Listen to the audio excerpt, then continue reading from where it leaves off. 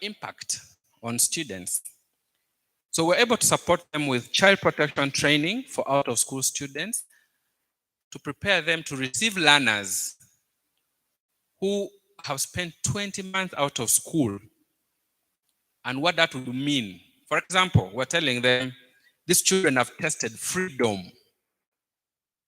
Now we're bringing them back to the confinement of school rules and regulations. How do we support them to accept and realign to the expectations of the school? We provided psychosocial training, support for both our teachers and leaders to cope with the stress arising from the school closures.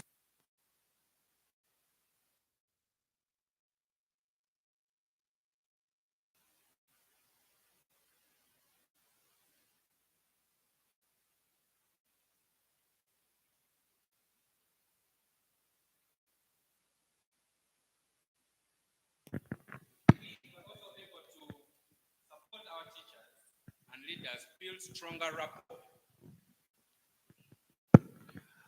stronger rapport with the communities where our schools are located, ensuring that, for example, the communities could still access safe water from our boreholes, ensuring that the community were encouraged to appreciate the stress that their children are going through. And we're also able to support our teachers through virtual training and remote support to develop the radio scripts. Over 600 radio programs that we delivered, they were developed by our own teachers in the network. So we were very cognizant of our internal expertise. Nationally, we were able to be a convener of 2 national task forces in Uganda for implementation of SOPs, but also for the National Radio Task Force, especially for secondary. We know that most development partners concentrate on primary because that's the early foundation of learning and growth. And so we're able to refocus our attention to secondary because that again is our area of expertise. Our radio scripts were the only NCDC approved secondary school content. Before we went live on air, we ensured that we collaborated with National Curriculum Development Center, and they gave us very constructive feedback on how our scripts layout would look like, how it is linked to the curriculum, and got a go-ahead. But overall, we managed to deliver remedial learning and catch-up support. We were asking ourselves, 20 months of not being in formal school setting, how much have these students unlearned? There's this concept of unlearning. The more you don't practice something, the more you unlearn. 20 months of not teaching. How much have the teachers themselves unlearned that we might want to support them to relearn and pick up from there? We knew that they cannot start from where they stopped. To some extent, they had to reverse a bit to enable catch-up. We provided revision guides to accelerate recovery and ensure our schools are in the right pathway, and support schools with SOP implementation training in order for us to guarantee our school safety. So those are some of the interventions that we did during school closure. Key successes: we managed to do a series of our evaluations and identified that, for example, 90% of our students that we sampled were using skills they had acquired prior to school closures to survive. Our education philosophy is to help young children lead fulfilling and socially responsible lives. And that can best be measured when they're out of school. At first, when we did a check on what are our students doing during this school closure, we were receiving some of our members were shocked. They say some of our children are selling sugarcane. Others have started chapati stalls. That is a threat. They may not come back. And I told them, I think I'm proud of them because they are not idle and they are doing meaningful things while waiting for schools to be reopened. Could we clap for our students, please? And because they had attained these skills in our schools, it was so easy for them to blend into the community and market their products. But also because we kept in touch with them through radio, through SMS, through phone calls, we managed to re-enroll 92% of our students back. We're yet to find the national figures. What percentage of students that were there before COVID actually came back? Ours are 92%. The 8%, when we dig deeper, where are they? Some are pregnant, but there are pathways for them to come back when they give birth. Others have joined vocational institutes. Others have managed to join new government schools, which are zero fees. And others, their parents just can't afford education. So we know where the 8% are, and we are actually proud that our continuous engagement of students during the program resulted into a higher return. 95% of our students were reached by at least one form of our remote support. So either at least a student was contacted by phone or by SMS or got a learning pack or listened to our radio program. And rightly say that our program really targeted marginalized groups, especially girls, who actually, when we did our first round of radio program, gave us feedback and said, could we please make these programs start from around 11 a.m. and not go beyond 4 p.m. This was feedback from the girls. Because in the morning, we're in the gardens, we're doing some work, but at least we can learn even while cooking. And we adjusted our program across the 12 radio stations that we were working with. Across our network, our staff retention was at about 90%. And this is because we managed to also sustain our school staff pay throughout the period. And the 10% that we lost to a very great extent were absorbed by government during recruitment, to which we are also proud because they are also going to continue to impact the education system.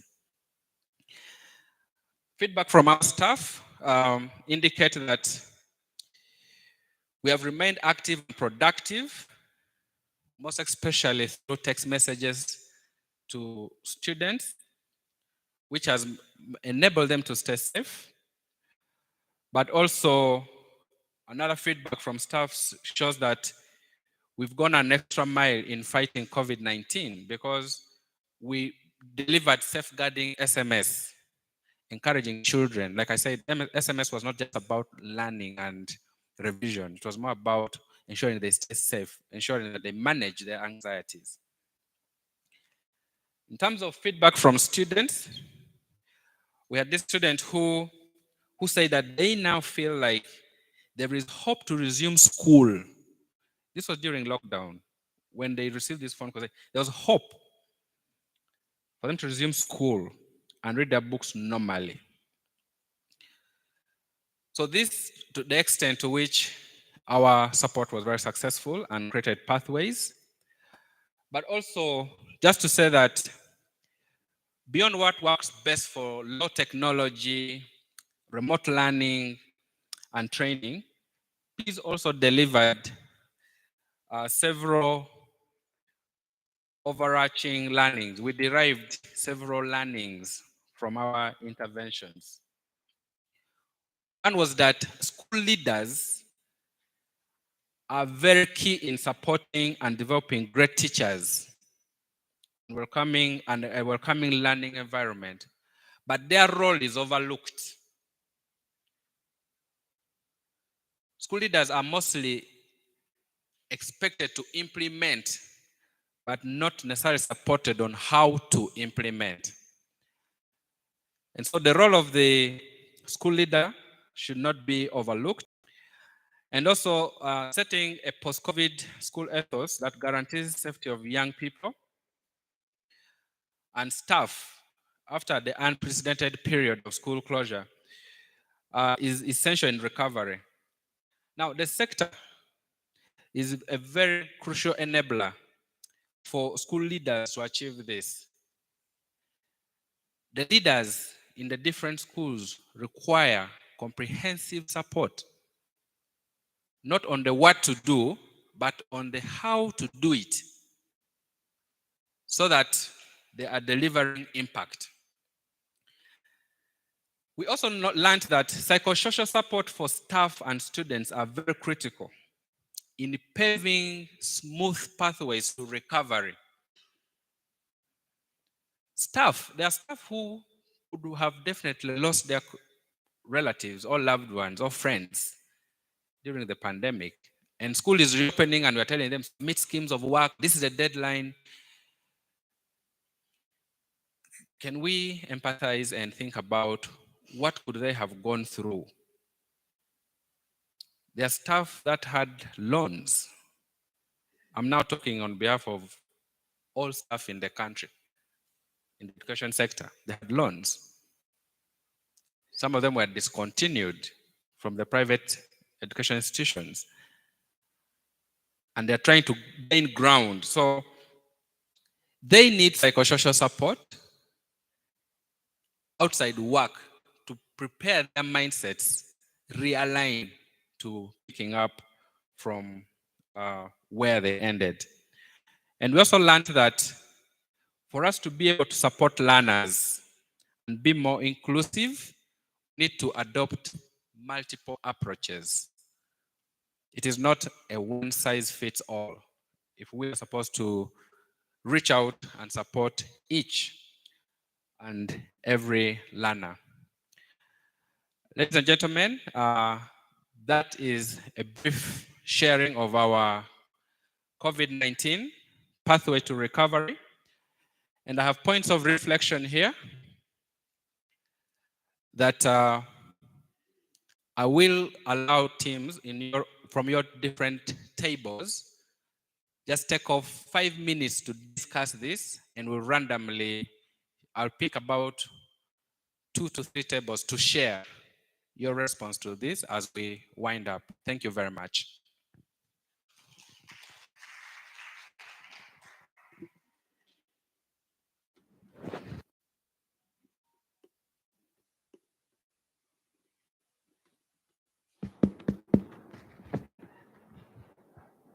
Maybe for those who may not be able to see the screens properly, Daniel is telling us to respond to 3 issues here. 1, how did your own organization respond to COVID-19 school closures? It could be your school, it could be your CSO, it could be your church, it could be your community. Number 2, what key challenges did you face during these uncertain times? Number 3, what was the most crucial learning you experienced from COVID-19? According to his allocation, we now have 4 minutes left.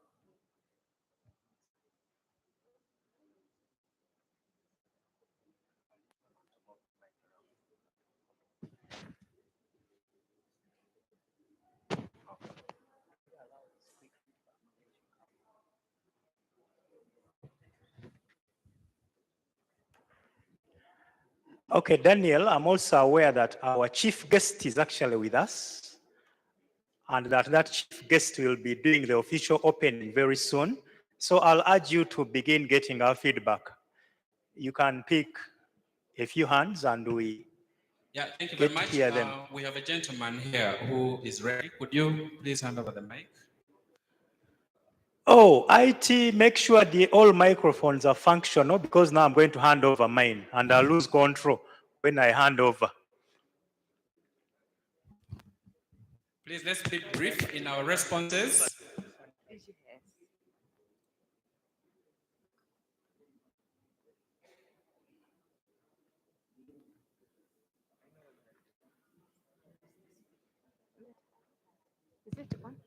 Thank you, our moderator. I'm Tunji Patrick, Inspector of Schools Uganda District. Me, I wanted to react on number 3. What was the crucial learning you experienced?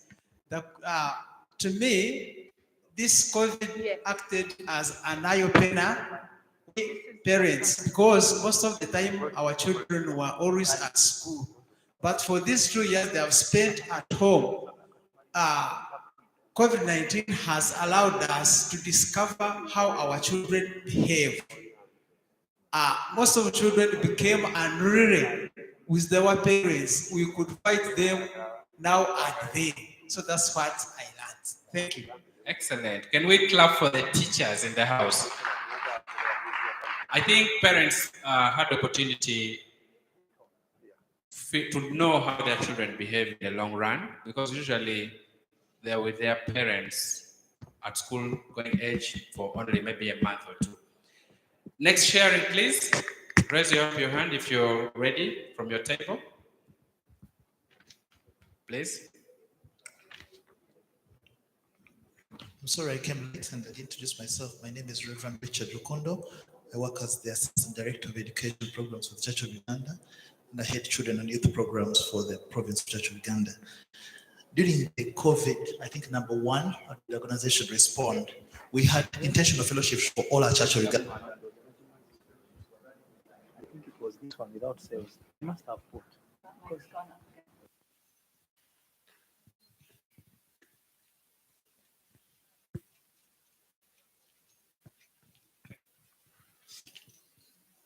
As you know, the Church of Uganda has many schools, so we have a head teachers association, and we started fellowships. And every week we would have a fellowship and invite a motivational speaker to encourage one of them, because we realized they also needed support.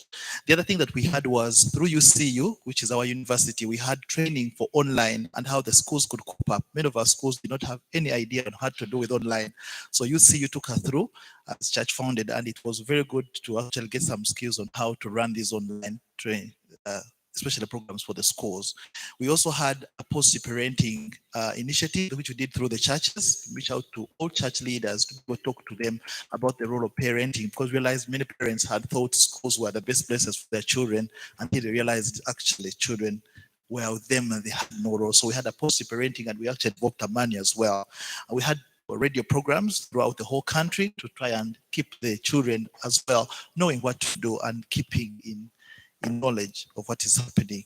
And we also had congregational messages which were intentional, addressing the families and the parents. And I think that was what we're able to do for now. Thank you very much, Reverend, for sharing experience. Ladies and gentlemen, unless we have 1 or 2 questions, I'll be winding up my session, please.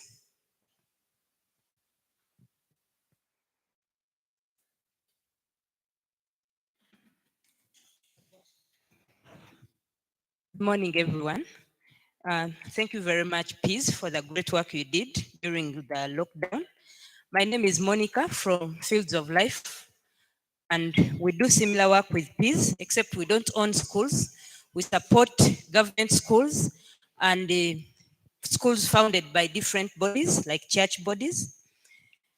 During the lockdown, I'm answering question 1. Fields of Life set up a call center and heard from learners, teachers, and parents what their needs were during that time. And learning was one of the key needs, and therefore Fields of Life responded by reaching out to over 15,000 children with printed self-study materials that we got from NCDC website. And we distributed these materials up to the children's homes. We reached out to teachers, over 600 teachers, private teachers, because those who were on government payroll were still getting a salary, but those who were on private arrangement, we reached to them with the incentives. It wasn't much, it was 100,000 per month, per teacher for 5 months, but they really, really appreciated it because it kept them going. And we did this at each of the 2 lockdowns. We were also able to connect the teachers and the learners to establish smaller schools in homes. So we were connecting the teachers to interpret the study materials for these learners, 10 children at most in each home, meeting under a mango tree, and for them to interpret and mark the work. So it was interesting that the learners were able to get a red tick in their books even during the lockdown. Those are some of the things that we did. Okay, Daniel, we want to thank you very much for that session. Yeah. Not being so well on time. Yeah, thanks very much. I will be winding up, ladies and gentlemen. I want to thank Monica from Fields of Life for sharing those experiences. And I think we're going to look forward to engaging Fields of Life more to understand how the call center works, because that's one thing we will want to pick as a key learning on how children can use the call center to support any challenges. Due to time constraints, I will be winding up this discussion. And I want to thank members for turning up, but also to say that we have a role to play, each of us in this room, to ensure that the education sector picks up. Teachers are bogged down with psychosocial issues, the abridged curriculum, the new curriculum, and we need to support them on the how they do it. Thank you very much. Thank you very much, Daniel, for the wonderful presentation. And Daniel, just to inform you also that you began by highlighting challenges of online learning. Indeed, we had the challenges, but in the circumstances, I think there was also a lot to pick. We really learned that we must engage our learners more deeper into understanding online sources of information and being careful not to end up being challenged by those sources, because we know what could have happened to some of those who have engaged. But the other key learning also, Daniel, just as you get your seat, especially to our teachers, is that I think they learned to plan for a rainy day. And this is a call to our teachers to try and multi-skill themselves. We talk of multitasking these days. We saw those who maneuver to get into jobs that seemed a bit nasty, but people have been quoting great speakers, great world people here. I don't know who said it, that when the going gets tough, the tough gets going. But whoever said it was very right. When circumstances change, you change. Me as a geography teacher, I also know that you don't stick to the map if the ground is different.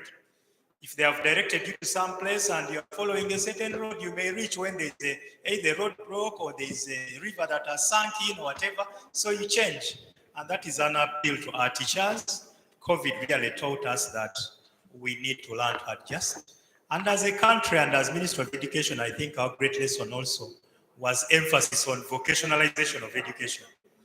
Because Daniel, you'll agree with me that the most resilient sectors in the lockdown were those that were doing hands-on. The plumbers, the carpenters, etc., etc. Ladies and gentlemen, I mentioned that our chief guest is in the space, and very shortly she's going to talk to us. But before she comes in, I really saw our director of national curriculum coming in so early, and I know we have a lot to learn from her. I don't know whether she's scheduled to talk at one time, but I also know that her program is tight. So, any chance to hear any word from you, Madam Director? Or if there is, we could still hear something from you, especially, of course, there's so many good things government needs for. Yep. Okay, thank you. It for, yep. Okay, thank you. Thank you very much, MV, and the colleagues who are here in the room. I have already been introduced, and I want to welcome my colleagues also who are here, and to say that the government rolled out the abridged curriculum. The abridged curriculum was supposed to mitigate the loss that all of you are talking about here.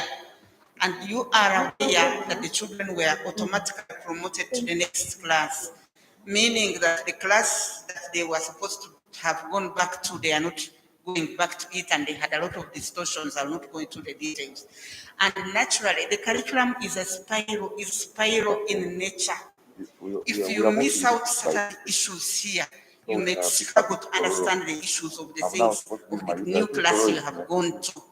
Therefore, the abridged curriculum made an effort to kind of coin what is it that you are going to spiral in when you go to the next class, so that you can build on to it and understand the concepts of the new class where the children are now, having touch base with the first 2 remedial weeks to understand the basics of what you should have learned of certain topics. And then they were brought to this new class, and you want the children to learn them because they are not repeating a class.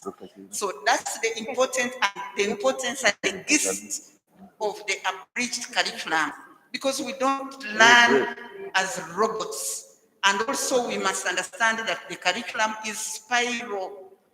That spiral means you build on to a concept that you have done earlier. If it was a modular, then there would not have been any need. But the fact that we did automatic promotion, and we want a safe landing or a soft landing or whatever, we had to abridge, we had to soften, speak actually 2 years, children lost 2 years. So to pick issues that we think are critical to make you understand the concepts of the class where the children have gone. So that's one point. We put it online.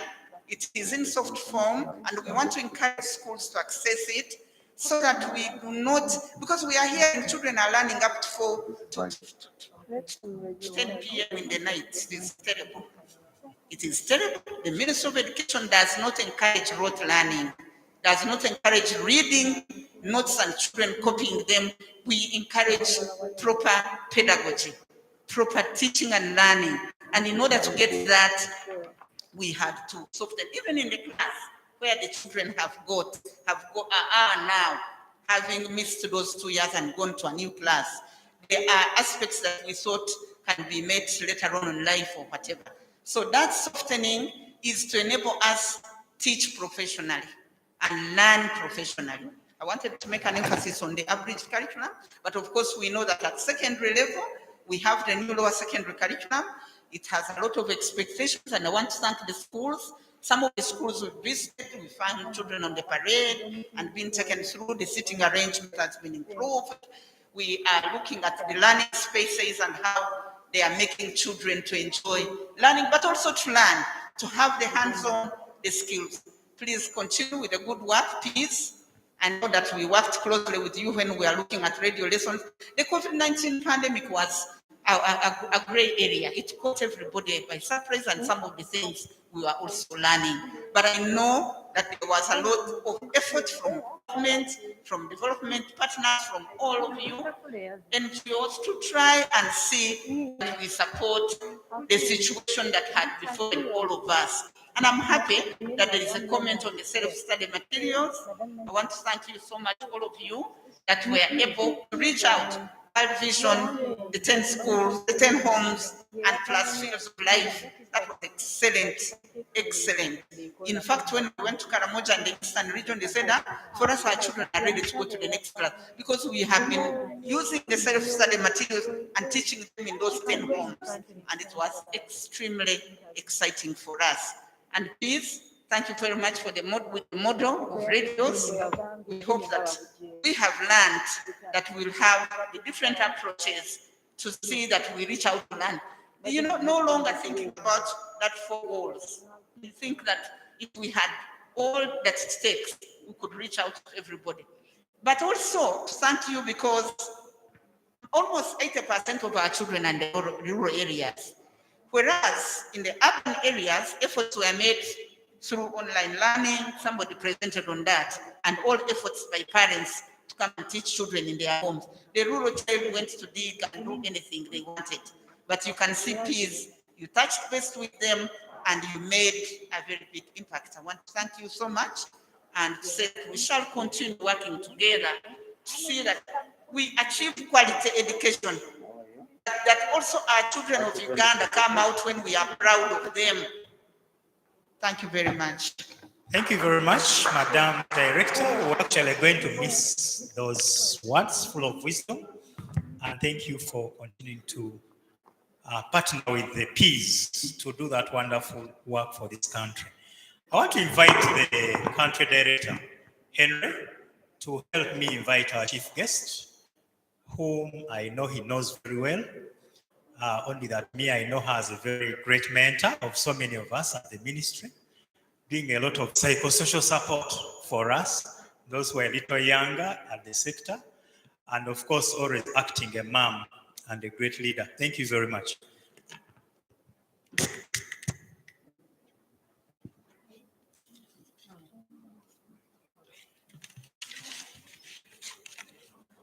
Thank you. Thank you, Henry. It looks like Henry's show. But allow me, participants, we kicked off our conference without the opening remarks, but we promised that at some point we will have the opening remarks made.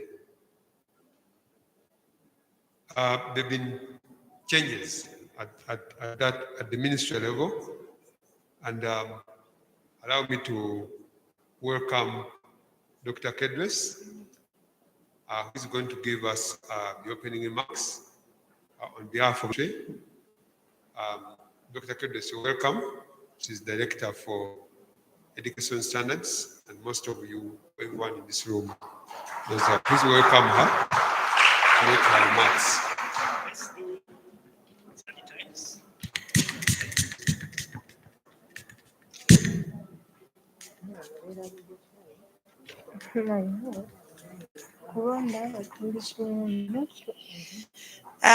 Thank you very much. The two Henrys. When the second Henry came over, I thought, is it because I'm an Alongo that I'm being welcomed by two Henrys? Maybe. So the PEAS Uganda country team, the development partners that are here with us this morning, the colleagues from the Ministry of Education and Sports, members from the local government leadership, the school leaders who are here with us today, distinguished participants, ladies and gentlemen. First of all, I would like to bring apologies from the Honorable Minister of State for Higher Education, Honorable Jesse Muingo, who was supposed to open this workshop, this meeting. Because of some other highly committing national duties, he was not able to be here physically, but I'm going to read his words as had been conceived. But before I read those words, they've told you who I am. I'm Dr. Kedres Triagenda, the Director of Education Standards in the Ministry of Education and Sports. And I wanted to pick on about three things that were mentioned when I had already arrived. The first one is what my sister, Dr. Grace, has just explained, just to add her words that we have not reviewed or revised the curriculum. She said it extremely well. We have had it repackaged. And because it's repackaged, and she said it very well, they sat back and said to themselves, for each of these topics we teach, what is the core concept being taught? What are the core competencies that come out of this teaching? And so they considered some of the bits that we have always thought about and taught. They considered that they can still fit in as long as the learner, when he or she is sitting before the teacher, understands the concept. And in that way, our learning will continue. So I thought I would just add to that. I hear in the public that people are scared. We don't understand the abridged curriculum. We are teaching two curricula. You are not teaching two curricula. You are teaching one curricula, but the abridged is helping you to know. Since we are going to teach 1 year material in 1.5 years, because our children, most of them missed about 50%. How do we ensure that all is learned and progress is made? So please be our advocates out there. They are not two curricula, it's one curricula, but the abridged now will help you as your staff sit down to do schemes of work to pull out what are those core competencies that you shouldn't miss teaching. The second thing I wanted to comment on was from my son, Henry. Henry, this one, not the one who has just gone. And he mentioned the word which I would like you to delete from your minds as you go through this workshop. And he talked about nasty jobs. There is no nasty job. Agreed? There is no nasty job. All jobs are jobs as long as it benefits humanity, either spiritually or socially or economically or academically, whatever. So no nasty job, okay? We can think of a job different from what they were doing. Now, the third point I wanted to share is what Daniel talked about, and which I have heard since COVID-19 started, and which I think this meeting, this workshop, will continue referring to. And this is learning loss. Learning loss in two ways. That the children could have forgotten, and that's what he mentioned, what they had learned at that point. And I put here my little notebook and I said, what does this say about our teaching learning process? Because I still remember the times tables which I taught myself in P2 as I took care of the goats every evening. Because for me, by the end of P2, I knew all the timetables, the 11 of them. I knew them. Where had I learned them? I would carry my half book. We used to have some half exercise book in P2, and it had the timetables at the end. And so I would go with it in the evening when I'm taking care of goats. As they eat their grass, I'm also learning. And I still remember them. How many years ago? Very many. The other day I was going to Soro site. I can see John here. And every time I'm traveling and I see these mountains in my head, I remember the types of land formation, which I learned in geography. And yet I dropped geography and everything at S4 because I did PCM after that. But I still remember them. I look at a mountain and I see it's volcanic and I see its soil, and I remember what I learned, I think S2 or S3, land formation. I still remember them. And it's even worse with my chemistry. Although I have not taught chemistry now since I came to the ministry for the last 17 years. I still remember what I learned in S2. I still remember those colors of those gases when they're being burned. I still remember. So if our children have forgotten in 1.5 years, what does that say about our teaching learning process? I think we need to rethink. Are we teaching or cheating? Write it on your notebook and cross those letters and they'll be the same. So that was the point. The third one, the last one, is again what Daniel mentioned. How different learners got involved in all kinds of activities. My question was, and I would want you to think about it as you go through today. How do we as schools now use the learning students got out of school to motivate them, to excite them about the learning in school? Because there was a lot of learning, marketing, making bank, whatever it was, there was a lot of learning. I remember a parent after the first lockdown coming to my office, her daughter goes to Kaboja Junior. And she was so excited. She said, do you know what, Kedres? Now my daughter, she was in P5 then. Now my daughter knows how to cook. In fact, the other day she said, Mommy, you sit down also and I prepare lunch. What we call that? Isn't that learning? Isn't it? Some of my friends who were able to learn that there was lockdown and they ran to the village with their children who have cows were telling me, now my son knows how to milk cows. Isn't that learning? So my question is, how do we as schools and teachers pick from what children have learned in the lockdown and show them, one, how useful it is, but two, integrate it with the learning? Suppose we all said, since you were able to learn to make bricks, maybe you have an engineering bit in you. And if you are to be an engineer, then you need to focus on maths and physics. Don't you think these 2 years would get us more results than the struggle we are on? So, let me now stop this and now read the minister's message for opening. And I will read it as it is, so bear with me, because it's the message the minister thought he would share with you on this opening. I take this opportunity to welcome you all to the PEAS Uganda 22 Education Conference. The conference is organized at a time when schools have recently reopened for the 2022 academic year, and everyone in the education sector, the parents and the children and the students are excited about the reopening. I think he's right. We are all excited. The theme of the conference has already been shared with you, leading schools to close the gap. While schools were closed for almost 2 years, we still have an opportunity now to close the gap created by the COVID-19 pandemic. The impact of COVID-19 on the education sector has been substantial. It will require a multi-sectoral approach and a collaboration with various stakeholders like PEAS to address this impact.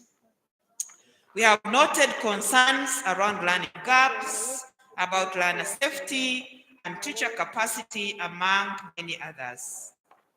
Addressing them will therefore require combined effort.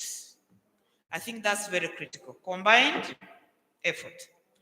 The PEAS Uganda 2022 Education Conference is an important platform to discuss the impact of COVID-19 and how the government of Uganda and education partners can work together to revive the sector and close the gap.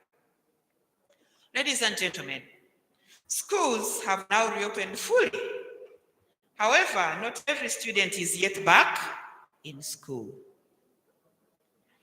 Some children have lost interest in the education and become engaged in other businesses, and some parents have not engaged or supported their children to return to school, not even with the basics of 4 exercise books and a pencil.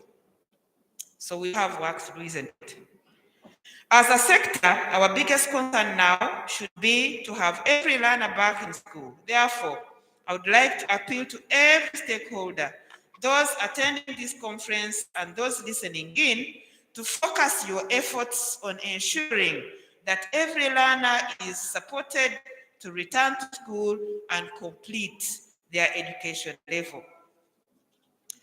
Due to the prolonged school closure, children's safety was compromised. Some girls were pregnant at the time schools were reopening, while others had already become mothers. The position of the ministry is to allow every learner eventually to return to school without any discrimination.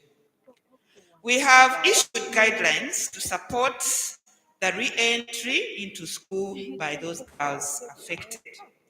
We need to give these children a second chance to complete their education and secure a better future. And we need all stakeholders to be part of this, not only to explain to the rest, but to persuade and sensitize and encourage families and those young people to return to school. Organizations like PEAS have been instrumental in supporting continued learning of every child. I'm aware that there have been cases of pregnant girls or young mothers who have previously studied in PEAS schools and successfully transited to higher institutions of learning and later attained relevant skills. That shows that it's possible to support these learners. I appeal to every stakeholder to implement the Ministry of Education and Sports guidelines by allowing every learner to go back to school. But can we clap for PEAS, which had already been in the field there? Thank you. Ladies and gentlemen, one of the key discussions during the conference will be on school improvements. It is a critical discussion at this moment when we all are focusing on recovery of the education sector.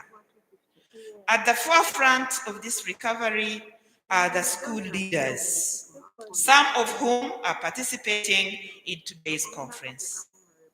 School leaders play a crucial role of ensuring that teachers are in school, ensuring that children are learning, that remedials are conducted, that learners are supported to catch up, and that learners are safe in school. Safe. School leaders are the foundation, the foot soldiers, and the leaders of school recovery. The more committed school leaders are, the quicker schools will build back again. As a ministry, we are committed to providing the necessary support. As a ministry, we want to see every school across the country to continuously strive to improve their performance. Our colleagues who are here today, you know that even before COVID, our performance was struggling to a big extent.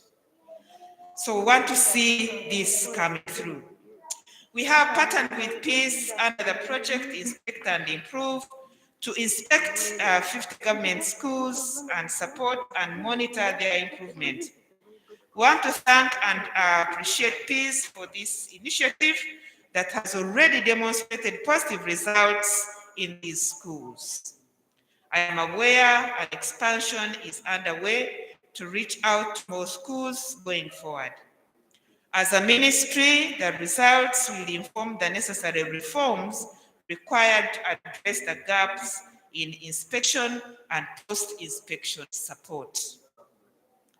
Ladies and gentlemen, at this conference, I cannot forget to remind you that COVID-19 is still with us.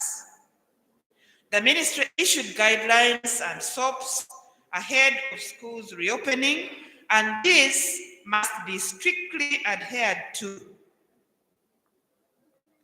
Reports of the suspected COVID-19 cases should be submitted to the Ministry of Health teams across the country. The Ministry of Health, together with the Ministry of Education, have rolled out MTrack, the surveillance system for COVID-19 in schools. I hope that your schools have been registered on MTrack. As I conclude, I would like to thank PEAS Uganda for continuing their mission to expand access to quality secondary education for children in Uganda. I want to thank you for establishing 30 secondary schools and education that covers 13,700 students. That is not a small number, and it's a big contribution to our effort as Ministry of Education to provide basic education, which is up to all levels. I further thank PEAS for organizing this education conference to discuss and share critical issues that affect the sector. PEAS Uganda is a valuable partner.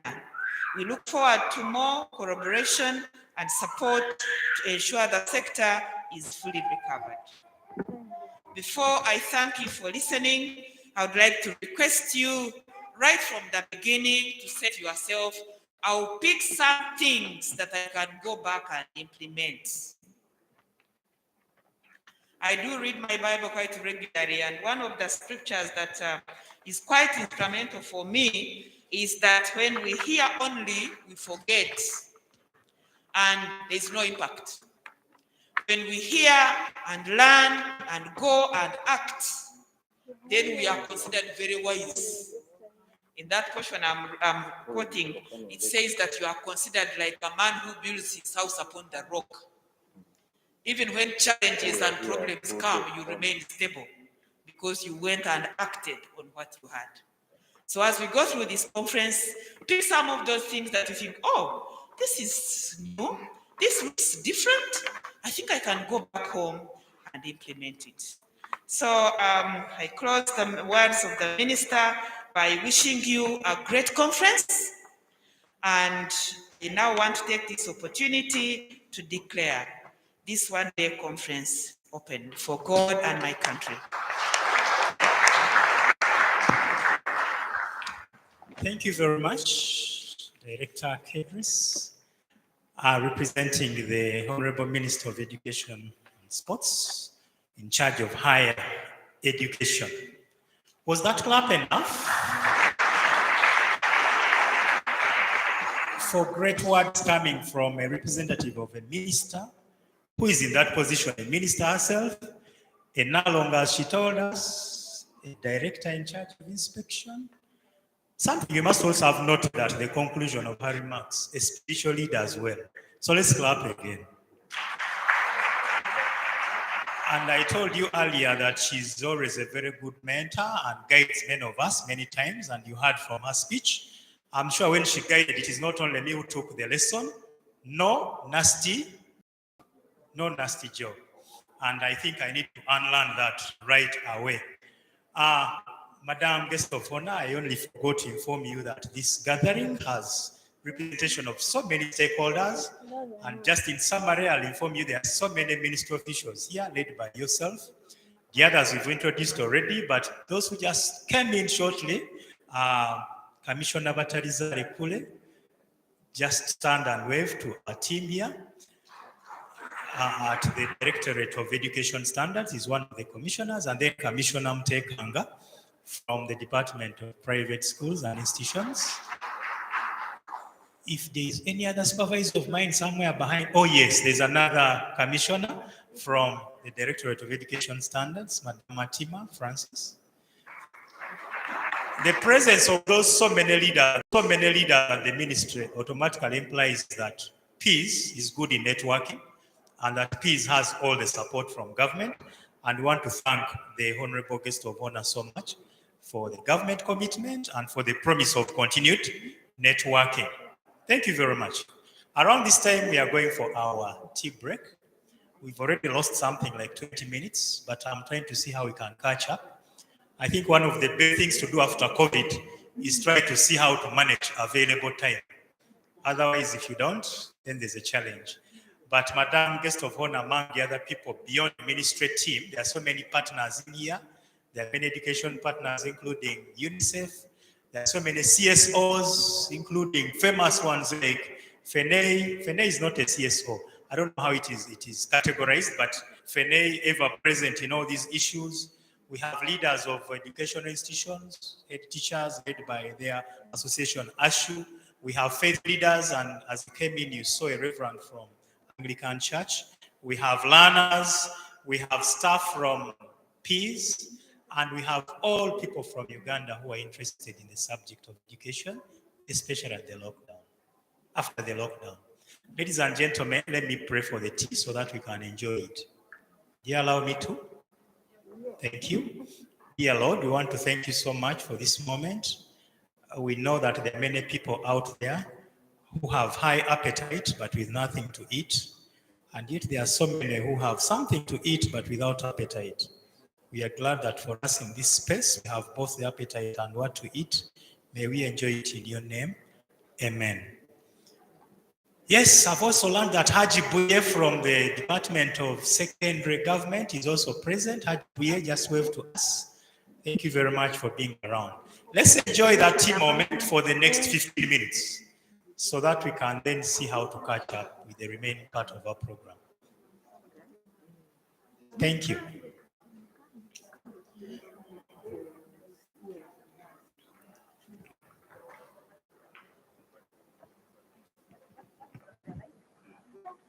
Yes, my watch indicates that it is 11:25, and if we can do the tea in the 15 minutes, Then we shall be back at 11:40, and we'll be able to divide that time accordingly for the two presentations after break.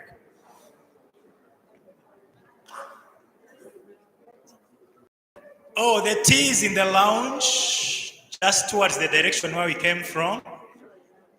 And the other places for making the telephone calls are also adjacent there.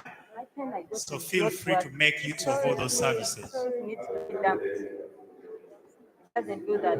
It works.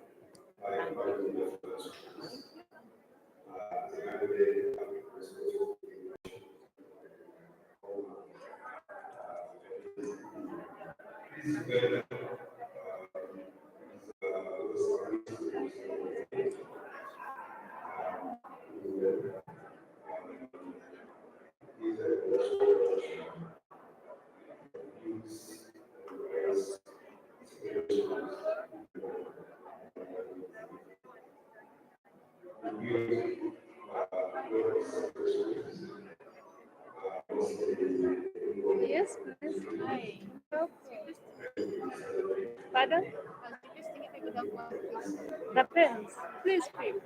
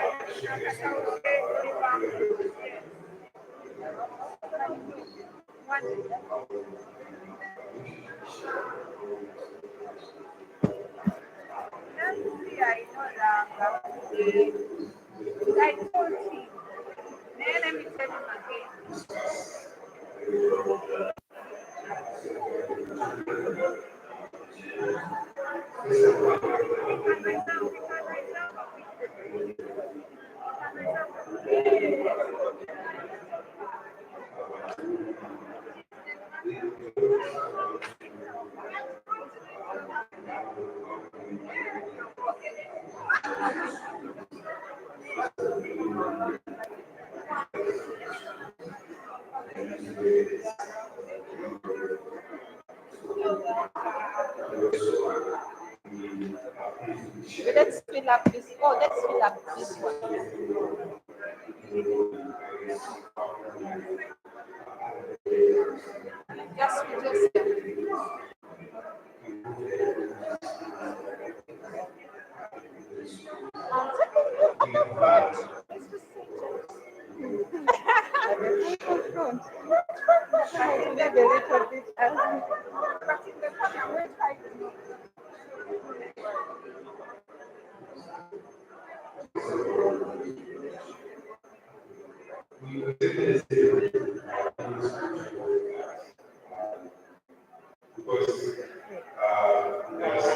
I know it's well. It's well. Well, certificate.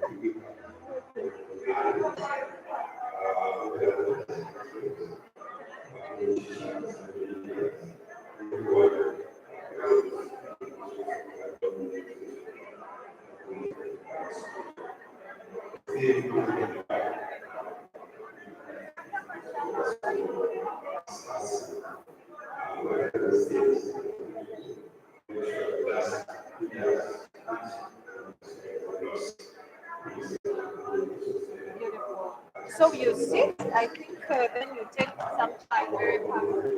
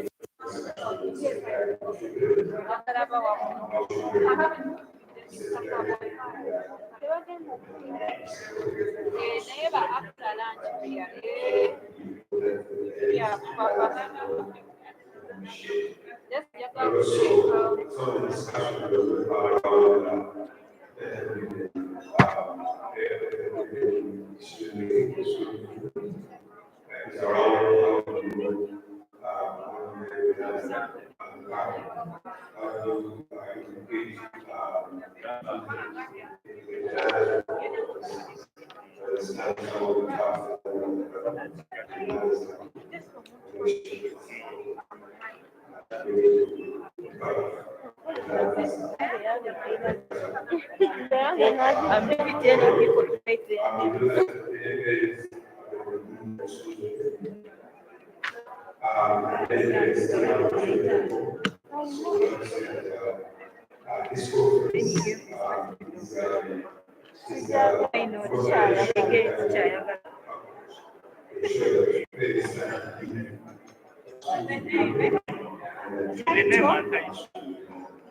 bikyushaka bishona omukyala yakasalinga katikati. The last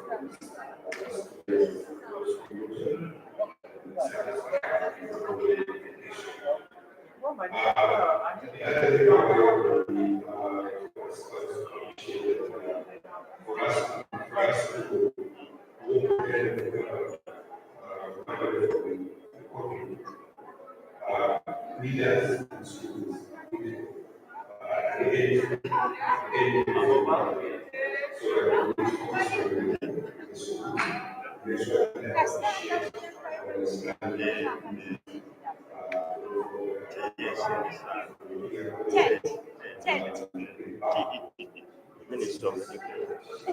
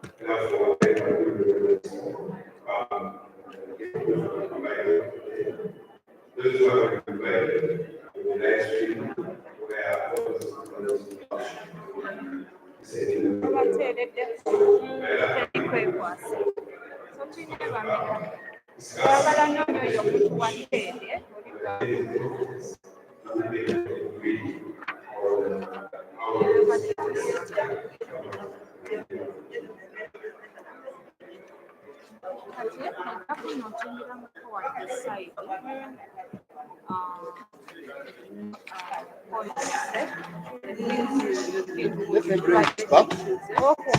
What's this and we get views? Lighting.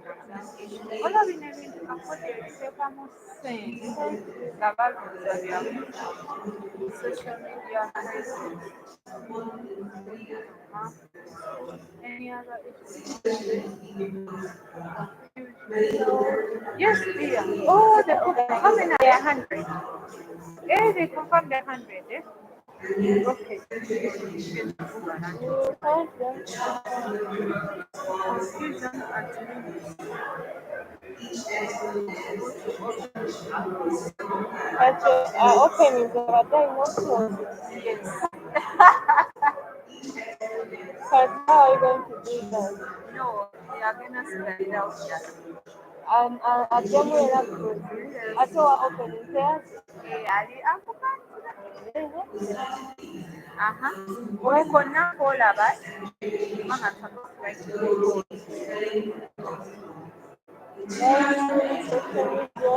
Yeah, service providers, numbers, and meeting people. At least it's a one Baba.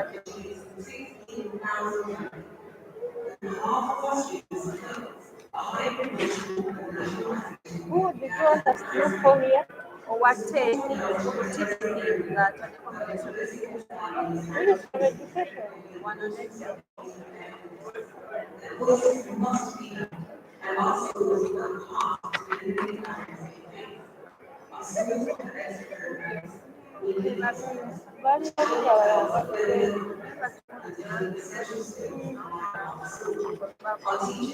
Media, launch media.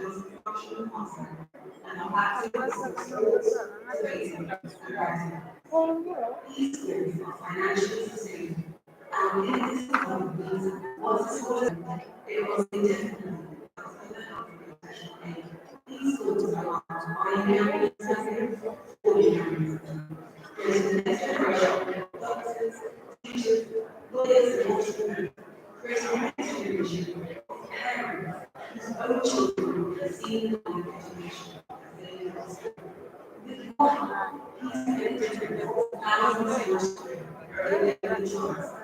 was there.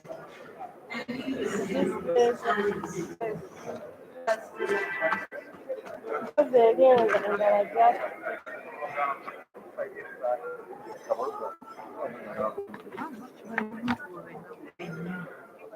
Buli line.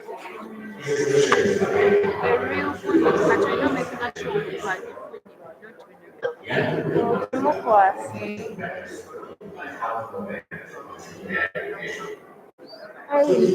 Ayi done.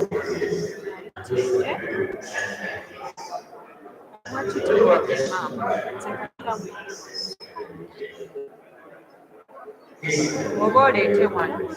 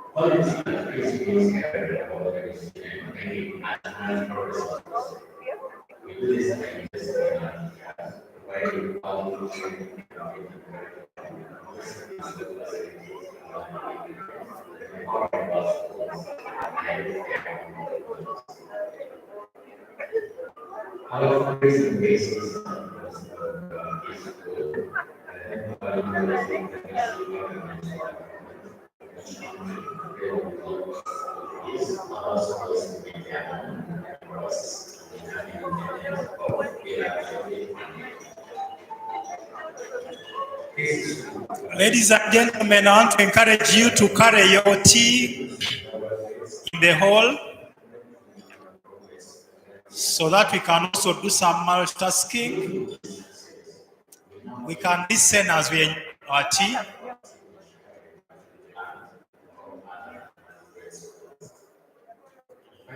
Please, those who are just speaking there, kindly get back to the hall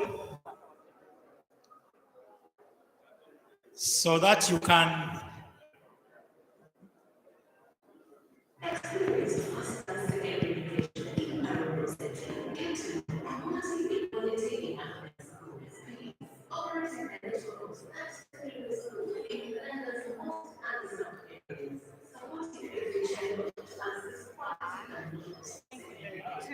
You're welcome. Swapped, eh?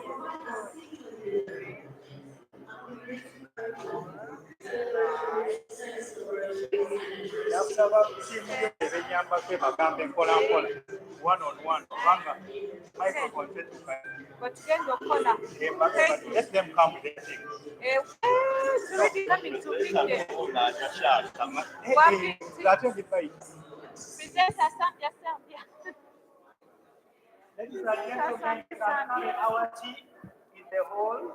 It's already coming to you.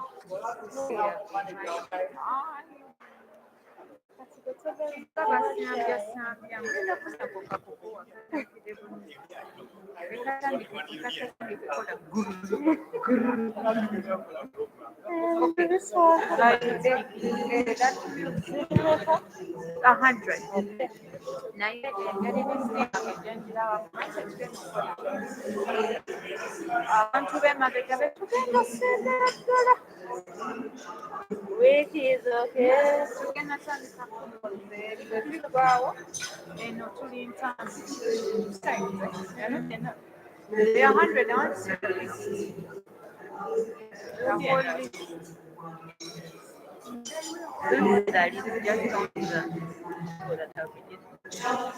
it's the one I want.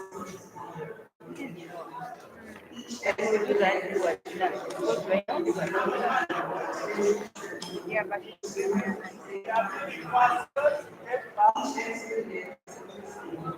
You're welcome.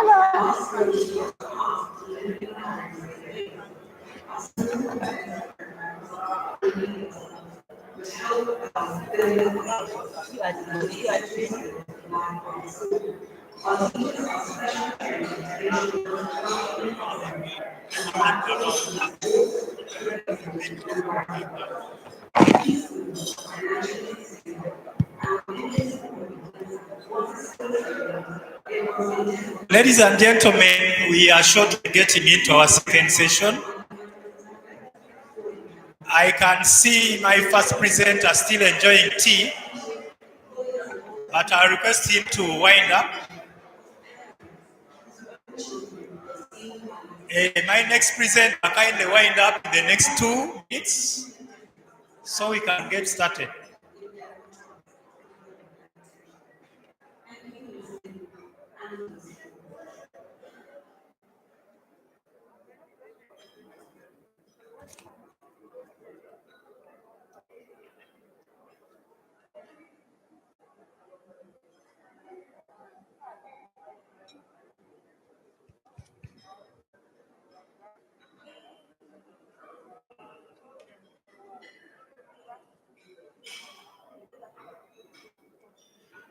Yes, ladies and gentlemen, managing sessions after break and after lunch is normally very difficult. I think we even see it at our institutions. There's a way people could be delayed in serving, but sometimes they delay themselves through networking, catching up with old friends, which is okay. But we also want to remind ourselves that one of the most important things to do for recovery after lockdown is to manage time, because we have little of it, so we need to try as much as possible to manage the little that we have.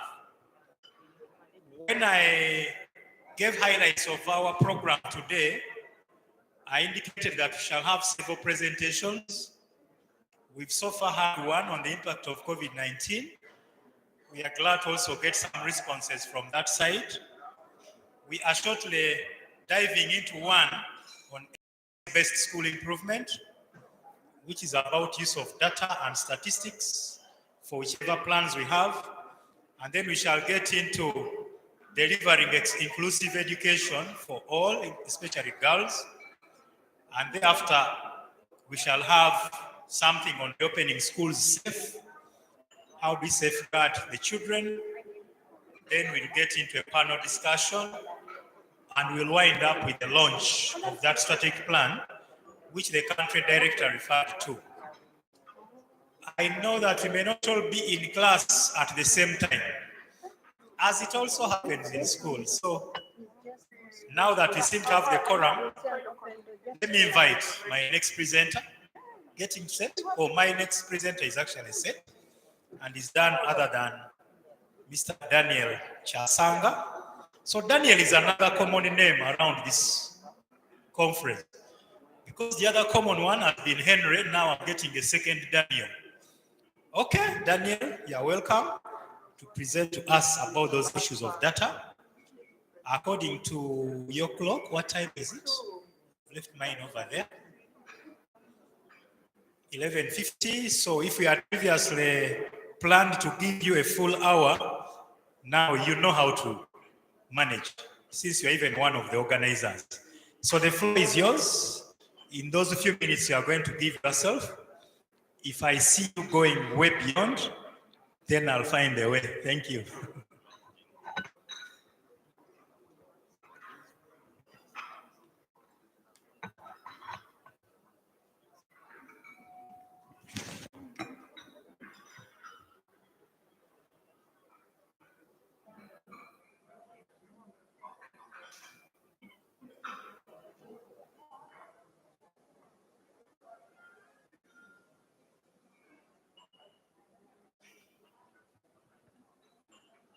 Thank you very much, Henry, for introducing me.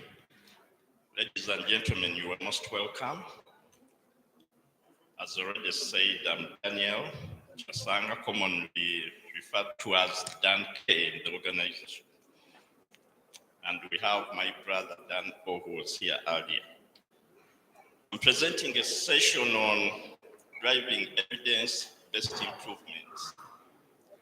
This is basically a school level session of our school based on our experience that we've had, because as we had our guest, the head teacher, school leader is strategic in this work process. The objectives of this session: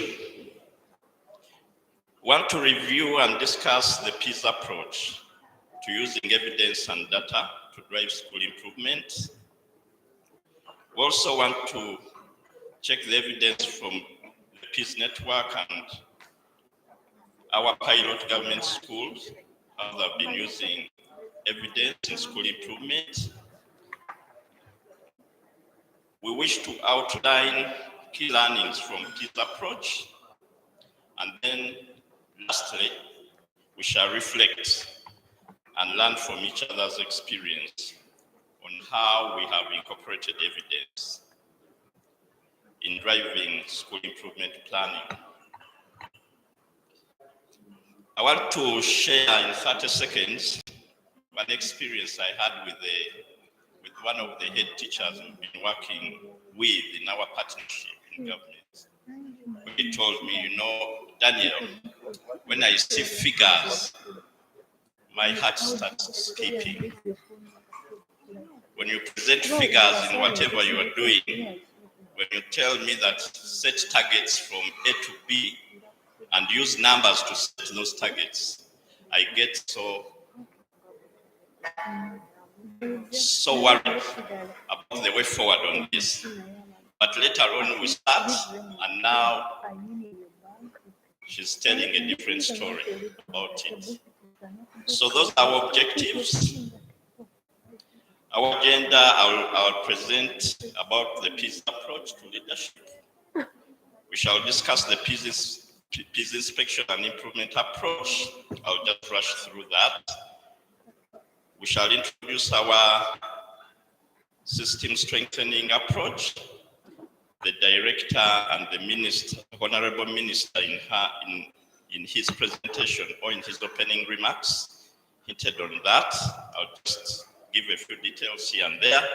Then I'll introduce our PEAS Inspect and Improve project and what evidence it has brought. We shall outline the use of evidence for next steps, and then we shall have a group discussion. Our approach to school leadership. Leadership in school. It's one of those issues we are grappling with across, especially the mindset, changing the mindset of our school leaders. But in our approach as PEAS,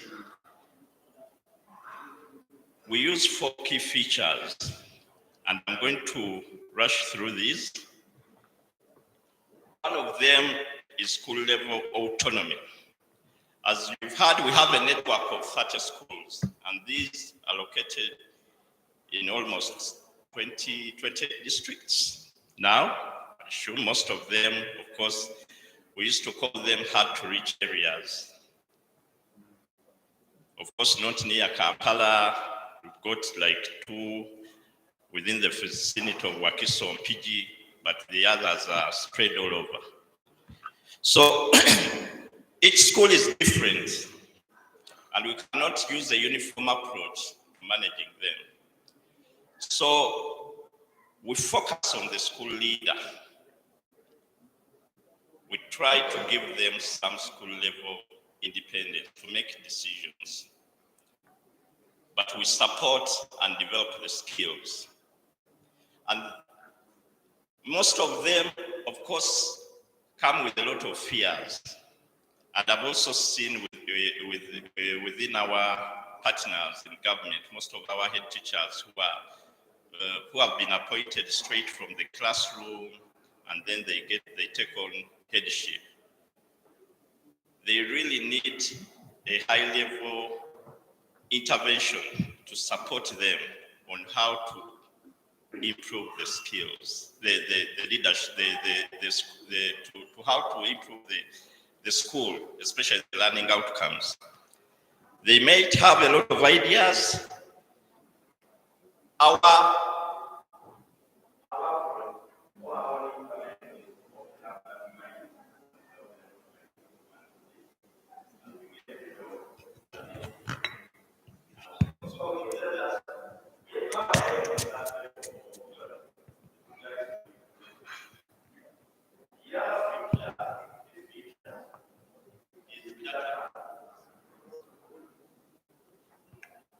As my MC highlighted, data is key.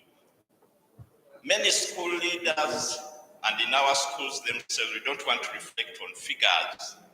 For example, enrollment. When we are trying to reach out to schools in our partnership, even in our PEAS schools, when you are having a discussion with the teacher and you ask them, okay, last year, what was your enrollment? Tell me the story of your enrollment from the last 2-3 years. How many girls, how many boys? The first act is let me call the head of studies. Is the head of studies around? Is the deputy and so on? But we know the Directorate of Education Standards and the First Lady, I think, launched the head teachers, the first inspector. You know, how are we empowering our head teachers to be the first inspectors? And inspection is about data. So the head teacher themselves must inspect themselves. In PEAS, we've been challenging our head teachers, our school leaders, that how can I tell you something that you don't see, that, you know, the washrooms are extremely dirty and your school is rated poor in sanitation. And the head teacher who's there every day doesn't know about it. You know? So, there is a lot of absenteeism for your teachers. And you are doing so bad in this area.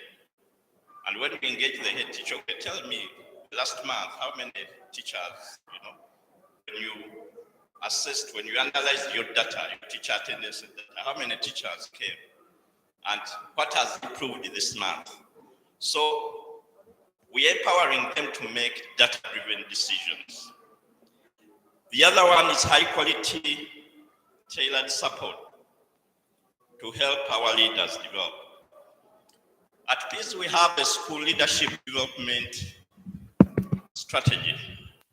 Of course, we look at key standards like instructional leadership. How are you supporting your teachers? The teacher is the one who makes learning happen. If a head teacher in a whole year, they don't observe any lessons and they don't have record of that, that means they're not supporting teaching and learning. Unfortunately, this is happening a lot. When we appoint them head teachers, they think, okay, I'm supposed to sit in the office and, you know, make decisions, sign checks, go to the districts, run to the education and so on, without knowing what is happening in the classroom.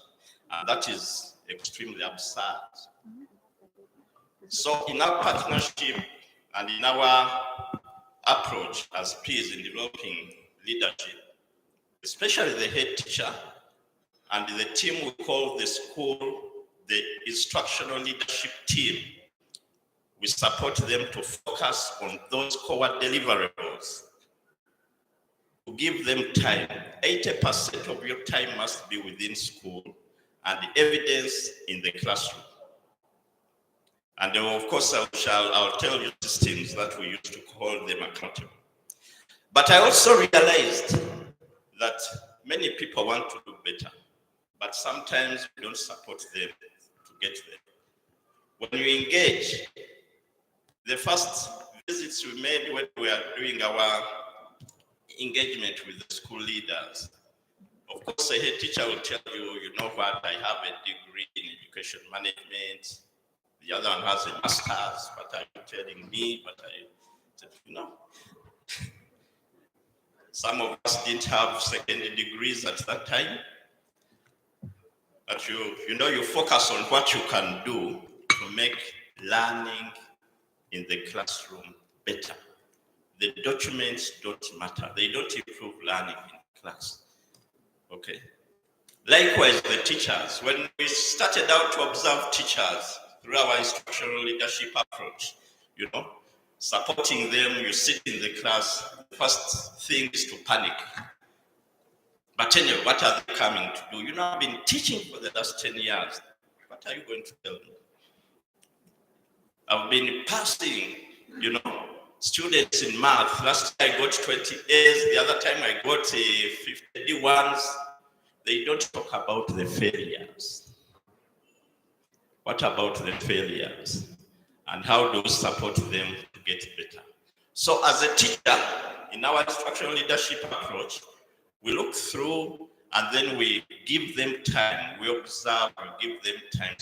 Okay, I know you've been teaching for the last 10 years, but we also think you can be better after 10 years in the classroom. But we also think you aspire to be a great teacher. And we challenge them to look at that. How do you feel? Over 5 years or 10 years you've taught, you've got a clientele of 50,000 learners who point at you and say, the great math teacher that was. Are you looking at that? When I entered school, I feared math, I feared chemistry. It was terrible, but it was that teacher who helped me to get there. It is that approach that often we use to support our teachers and school leaders. Then accountability for performance. We have a system to hold our school leaders highly accountable. Of course, through our school inspection process and then the development of our school improvement plans. School leaders set performance targets. The inspection report is produced. It has recommendations. We sit with our head teacher and instructional leadership team, and we agree. Okay, what are you going to do? Small steps that we can make to make your school a better learning environment. The first thing for our school leaders, and it's the mindset that they'll give a reply to, was they'll start lamenting. You know, Daniel, you know, Madam Atima, I would have done this, but we don't have a library. You see, there is no library. We don't have a computer lab. We want our teachers to start using, you know, IT and so on. Okay, those are not there, and the government has no resources to avail them now. But you are the head teacher here now. What can you do? Can you scratch your head and think and say, what can I do to make this place a better learning environment? What can I do for my learners to tell a story when they leave? That even when we had no computer lab, even when we had no library, we made it. We made it. And many of us went to schools that didn't have all those resources. We have a story to tell. So, like director was saying here, our approach is that every school can improve. And every school leader can improve. You know, everyone can make a change. So the first thing to do is to get rid of lamenting. And that's the core.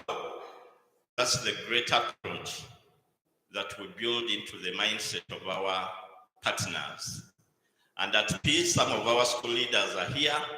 They can now confidently say, even without a library, even without a dining hall, even without many classroom spaces, at least I can improve teaching and learning. And when we reflect where we come from, they used to tell us the classroom is about, isn't it the teacher and the learner? That's a classroom, wherever it is. But now, I don't know whether that saying is still common, that the classroom is now the teacher. How many teachers could say, no, I have a classroom? They say, wherever you go, you see, the roofs were blown out, and so on, especially in the post-COVID period, we are lamenting a lot instead of focusing on what we can do to make our schools better. The roof was blown away, yes, but what can you do to help the learners who have come to your school? Those are the hard questions, often annoying, but we get there gradually. At PEAS, we have a wide range of tools that we've developed to help us collect data and also to support our school improvement processes. They help us to generate evidence, to inform us about the next steps. Of course, some of these require a bit of time, and some of us often don't have that time. But also in our approach, we realize that in order to improve a school, you really have to give them time, okay? You don't just rush in there, this. The school leaders need to listen to your story. What can we tell them? We learned to sacrifice for our schools. And I know in some of our interventions, some of our support, especially in those highly hard to reach schools, we used to get out of the school at around 8 p.m. when you are discussing with the head teacher, and you have to move the next 20 miles to where you are going to sleep. And you get there extremely worn out. But the smile on our faces was that at least I've created that change. At least I've had time. At least, and along the way as you are going back from your up-country visit, you get a message from the head teacher. Daniel, thank you for your support. It was greatly impactful. That is the motivation, that the support we provide can also bring results, and you can see visible change. So the tools, we have the school improvement plans. Shortly, we call them SIPs. This is the roadmap. From inspection findings, you take time to sit with the head teacher or the instructional leadership team. What is this inspection report telling you? The findings are here. From your team, what do you think you are going to do to improve? Of course, we don't like stories like I'm going to tell parents to increase fees. I'm going to go to the Minister of Education such that they will send me, a team of teachers here. Within your means, what small steps can you take? The key issues in our schools, most of our schools, teacher attendance, learner attendance, safety. And then, of course, they are all under what we call the umbrella of leadership. What is the quality of the head teacher? We also have that other saying that show me a good school and I'll show you what. So everybody's school, therefore, in conclusion, has a what? Has a bad head teacher. Is that true? Probably. Yeah. But from the other belief that every school can improve, we often want to see the story the head teacher is saying, you know, I moved from A and I was able to move steps up to C. And this year, this is the evidence. And we look at the evidence, we discuss it. Okay. Then that gives us the path. Great work. Well done. Thank you very much. You're a very good head teacher.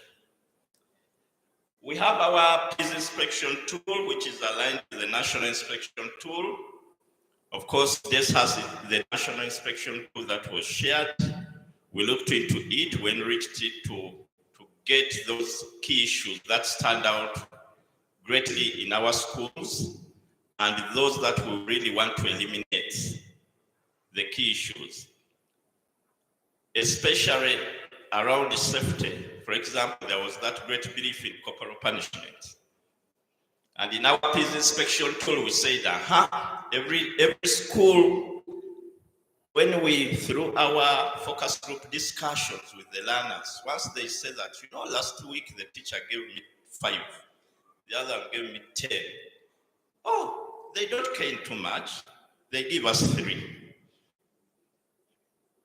It cannot be rated a good school. The best you can be is fair, but most probably you'll be a poor school because of the issues in that school. And now they know very well that, oh, I have to mind the safety of my children, the safety of these children in the school. We have the perception reports. I've talked about them through our focus group discussions. Of course, we interview the learners, we get interviews from the community, especially the PTA, their feelings about the school.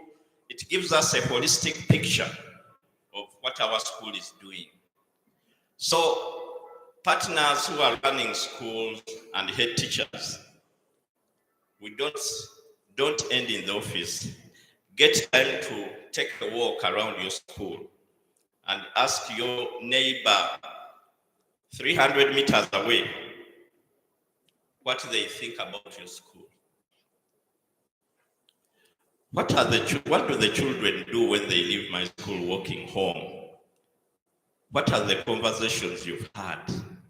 What do they tell you at home? So those are the key tools that we use. Our approach to inspection and improvement, it's that cycle you see there.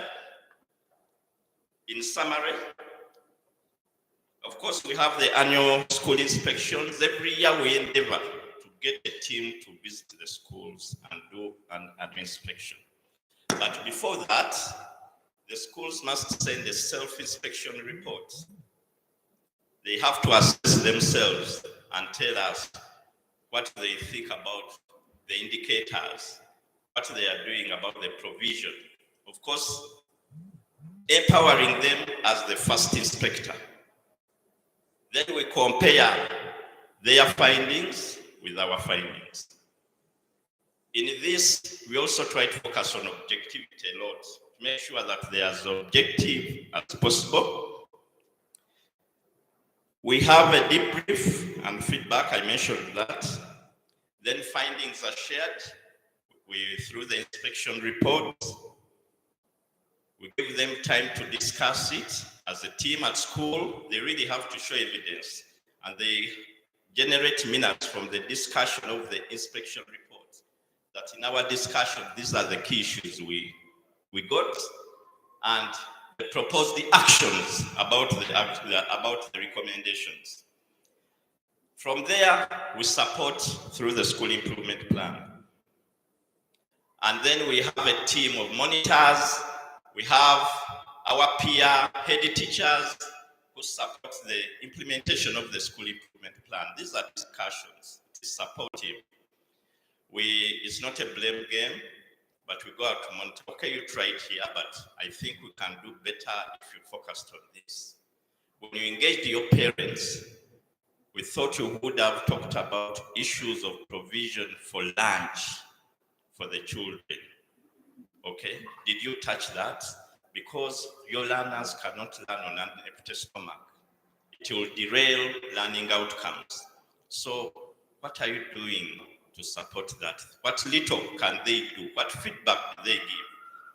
So to focus on really things that matter and to drive, to get rid of the continuous lamenting. Using evidence to grow impact, small steps that we make. Of course, PEAS has a journey. I think at the end of this session, actually, I'll introduce one of our first directors, Susan. Probably a minute would wave to the. Susan has a story to tell about where we came from. Of course, the little, where you see there, 10,000. Of course, we started from 5, then now we are 30. And the growth is progressive. And really, that's why we are here, to share our growth. We are no longer young, but now we are old, and we think like old people, not young. We continue to grow. We want to develop that exemplary school network. Of course, we cannot do this in isolation. We do it with partnerships to make sure we get there. We strengthen education system by helping others. My country director mentioned something to do with system strengthening, and our guests did that. And we also generate international support and evidence. We try as much as possible to draw learnings from international evidence, such that, and we try what can work. Of course, the journey is continuous. We are not there, we've not arrived. There is a lot that we still can do. When you visit some of these schools, sometimes the rural setting and the head teacher tells you, not done. I don't know even how to talk to my teachers about improving the quality of teaching. Can you please support? And then say, oh, instead of sitting in that office, maybe I could get a day and run to this school and give them a CPD and sit with the head teacher, the deputy, and you give them time to really support them improve. How can they hold conversations around improving teaching and learning? So there is a lot that we can do, all of us, to this.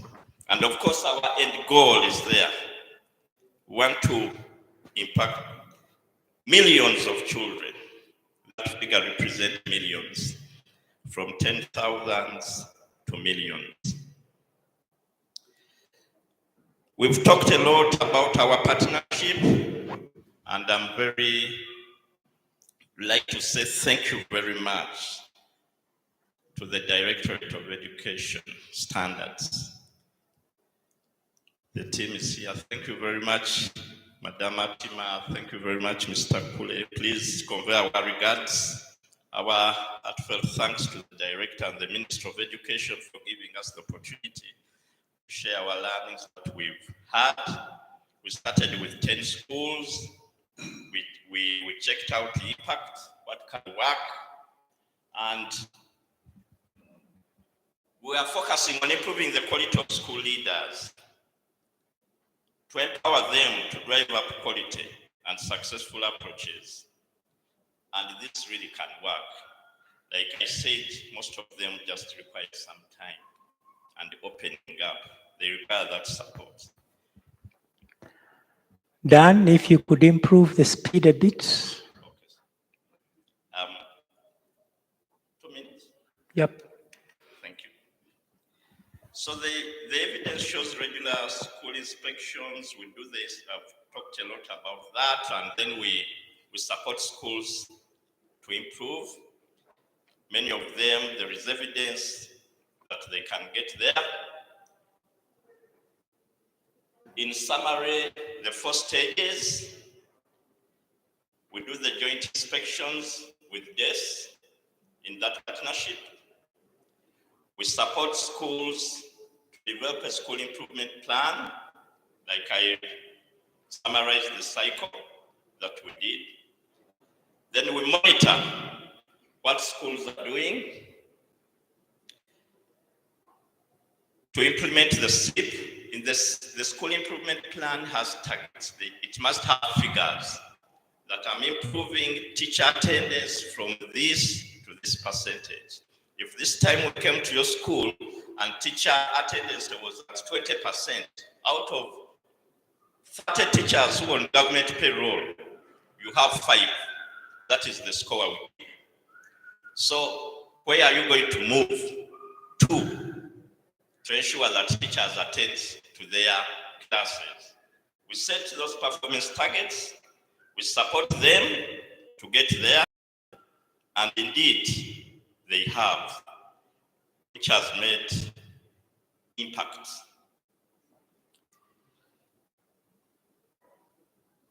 We continue to ensure that this really is progressive.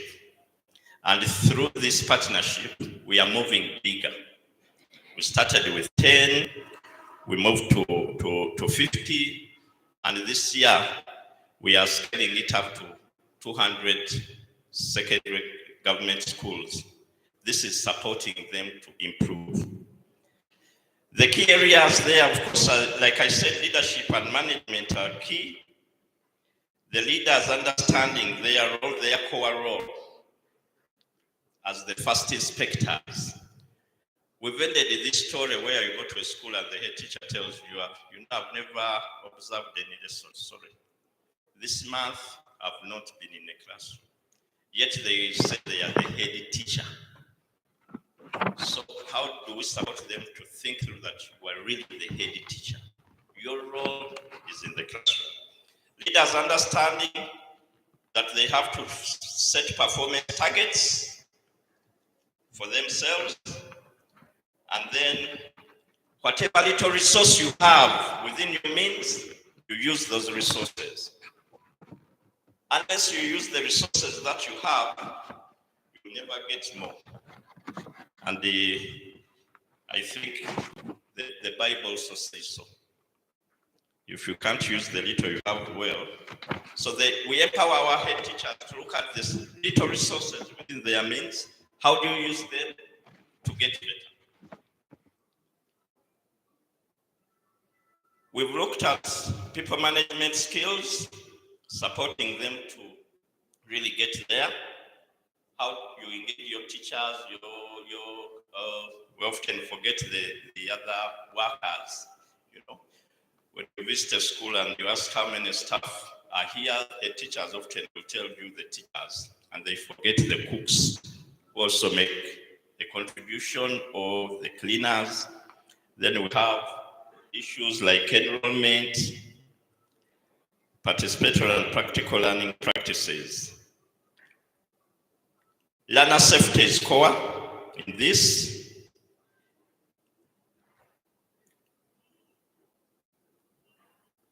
The key learnings, actually I will say this. Let me request one of the partner head teachers in 2 minutes just to tell their story. Gladys, just in a minute. Sorry, MC, I just need this. Humble. It is okay, the session is yours. Only to remind you about time. Sure. You have actually 0 minutes on you, but plan accordingly. Plan accordingly.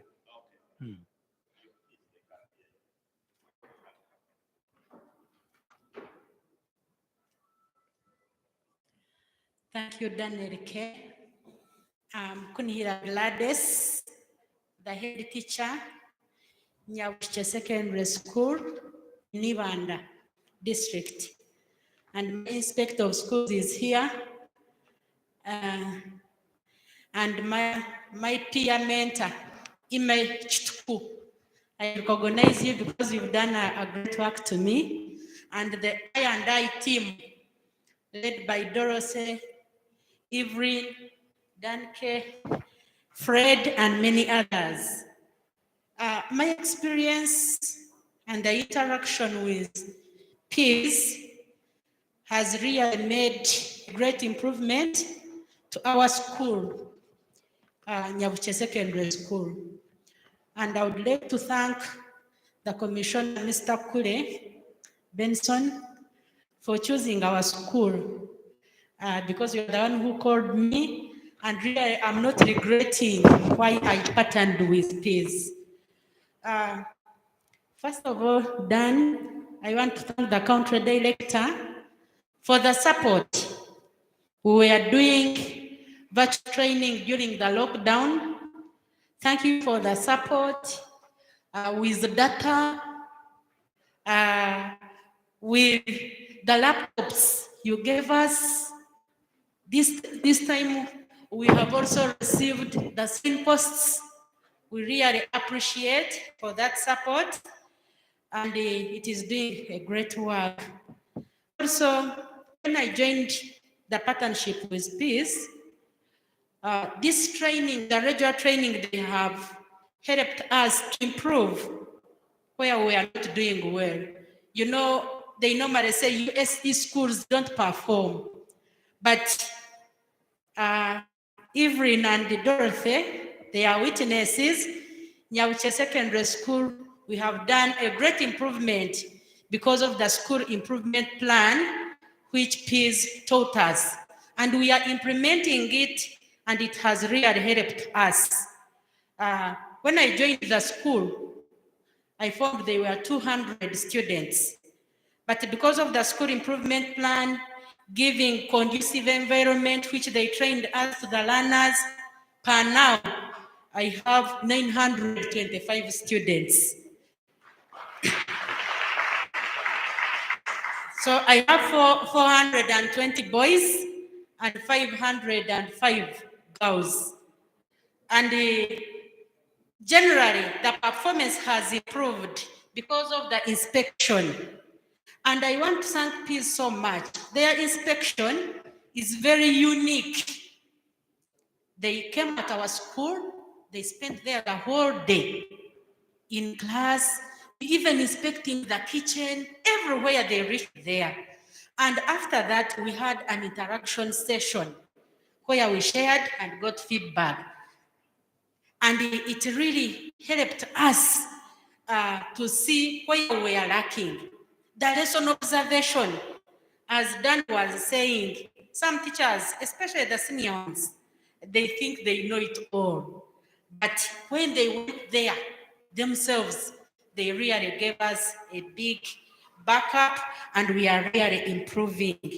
And as a mixed school also, they helped us how to handle well both gender sensitivity, both girls and boys, so that they can freely compete together and be and perform well. And I also want to thank PEAS. They also helped us to prepare us for reopening. They supported us so much.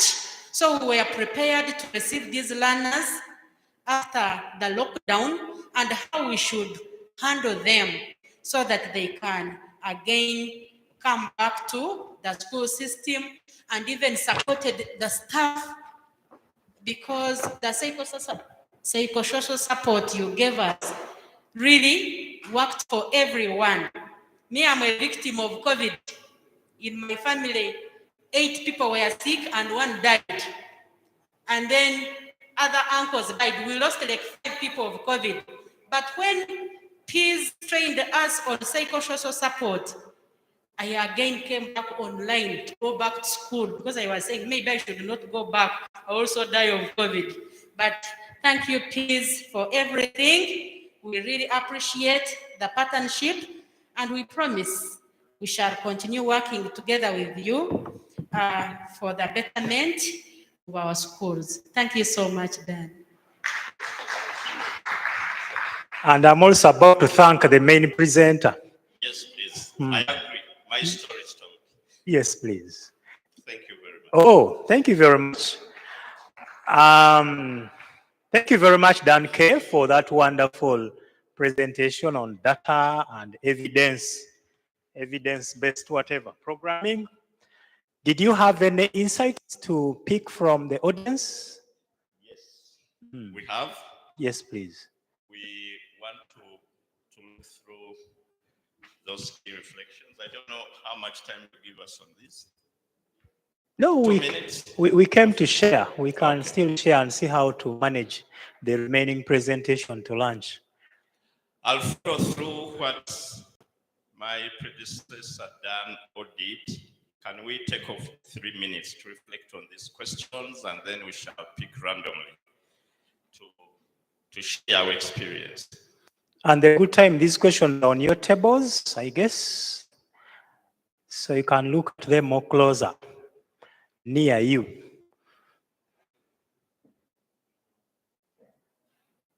If you have any unique experience you want to share, please, this is the opportunity around this.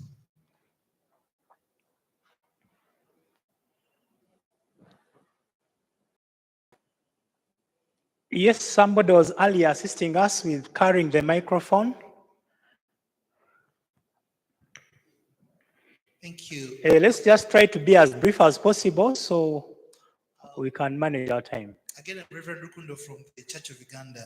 As you know, Church of Uganda has many schools, and I'm glad for the last 10 years, I'm part of the directorate.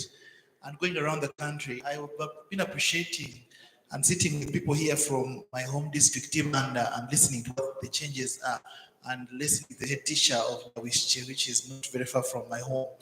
But I think that you've heard about traditional schools. And every time I meet with the head teachers, I ask about the culture of traditional schools, which all of you know that we always want to take our children to traditional schools because there are cultures that are built in those schools. I keep asking myself about the things about evidence and data, and how long they last in terms of building the culture of the schools, because I think over time, teachers appreciate them when they're working, but when you move away, they seem to move away with you. And the culture is not left there. How do we build a culture that you not just come and spend a whole day in the school, and when you leave, things go back to normal? Thank you. Okay. Hey, people are talking of their home districts. And I know presenter comes from Masaka and also come from there. Let us also talk about ours. Yes, there's a hand from Hajat.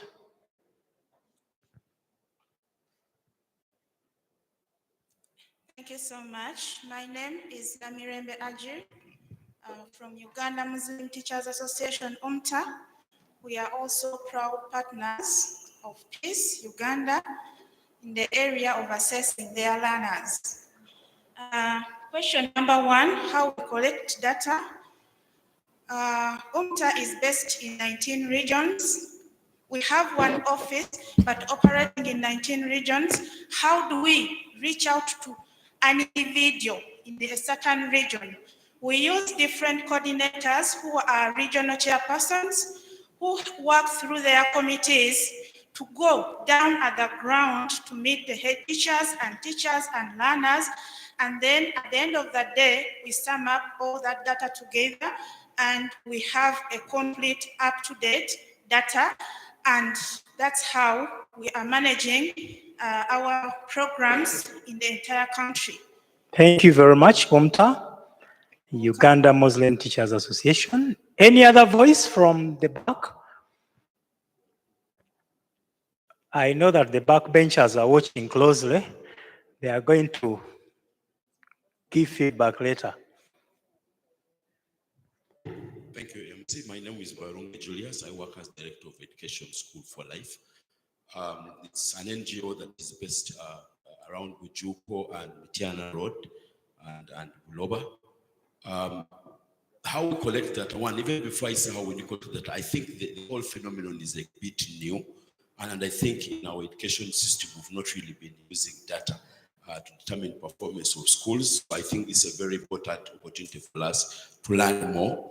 And how we collect data, of course, the organization has an M&E person whose role is basically to collect information from the school, particularly when it comes to do with the performance of the children, for example, at school, in terms of learning outcomes, trying to see the attendance of the teachers in the classes, the attendance of the children themselves, but we also have a community team that deals with the attrition. For example, if children have been coming at school like before COVID, we had a number of children, but post-COVID we discovered quite a number of them not turn up. So one way we collect data is to go to the communities and find out why children did not actually come back. And clearly, this evidence helps us to decide on the next step. So what's the problem why the children did not come back? Is the problem at school? Is the problem in the community? Is the problem in the way of teaching? So the information really informs us to ask that particular question. Of course, the challenges we get are not so different, especially from the rural areas. It is about the levels of education, especially of our parents and the community people. So some of this information is a little difficult in terms of tabulating because they probably don't have the right answers. But also, as I said at the very beginning, the phenomenon of using data to determine improvements is a new idea. So I think it is something that we can borrow from this one. Thank you very much. Dan, are you still picking on more?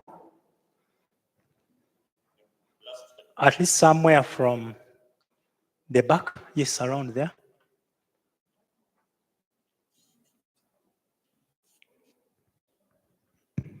Yeah, thank you very much. I'm Paul Raine, the District Education Officer, Ginger. True, data is very important, and as education, we would really use it for decision making. We have a challenge at the districts. Fine, we do collect some data and we use it for decision making. But many of us are not specialists in data collection and analysis. It's good people from the Ministry of Education and Sports are here.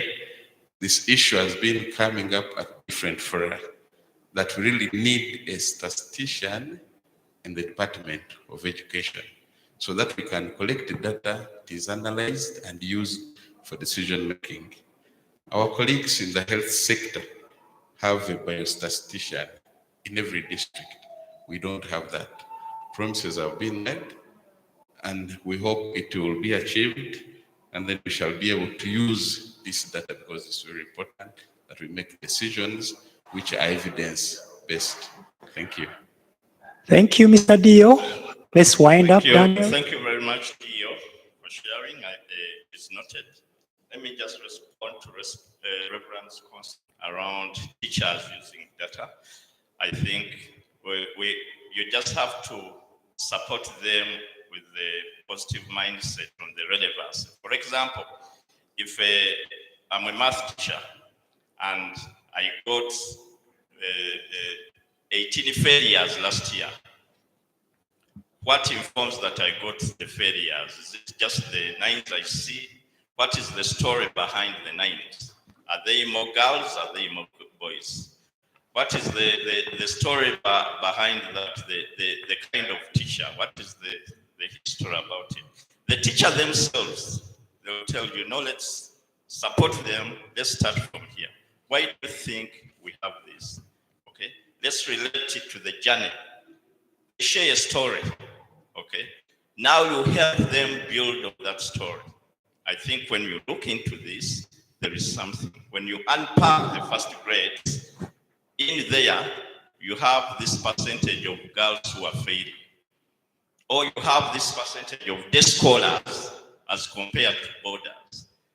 So there is a story behind every figure. It's that story that you have to interrogate as a school leader and support the teacher to understand that story. When they get it, you'll see a happy face. Sure. Because they know where they are coming from. I'll link you up with one of our colleagues in Uganda, and we promise we shall support on that. Thank you. Yes, so we want to thank you very much, Dan, for that presentation on data and evidence-based programming. It's quite a discussion that is heavy and needs a lot of time. It was also difficult for me to begin telling Dan that you have a few minutes to go, yet he's one of the people who identified me to do this work. So I say it now. He's one of my bosses. What do I say?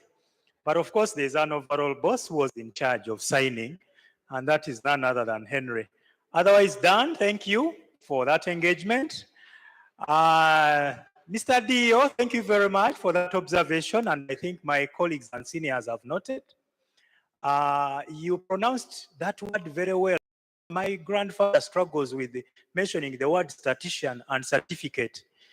His certificate, he calls it certificate, and then statistician, there's the way he eats up, there's so many S's in there.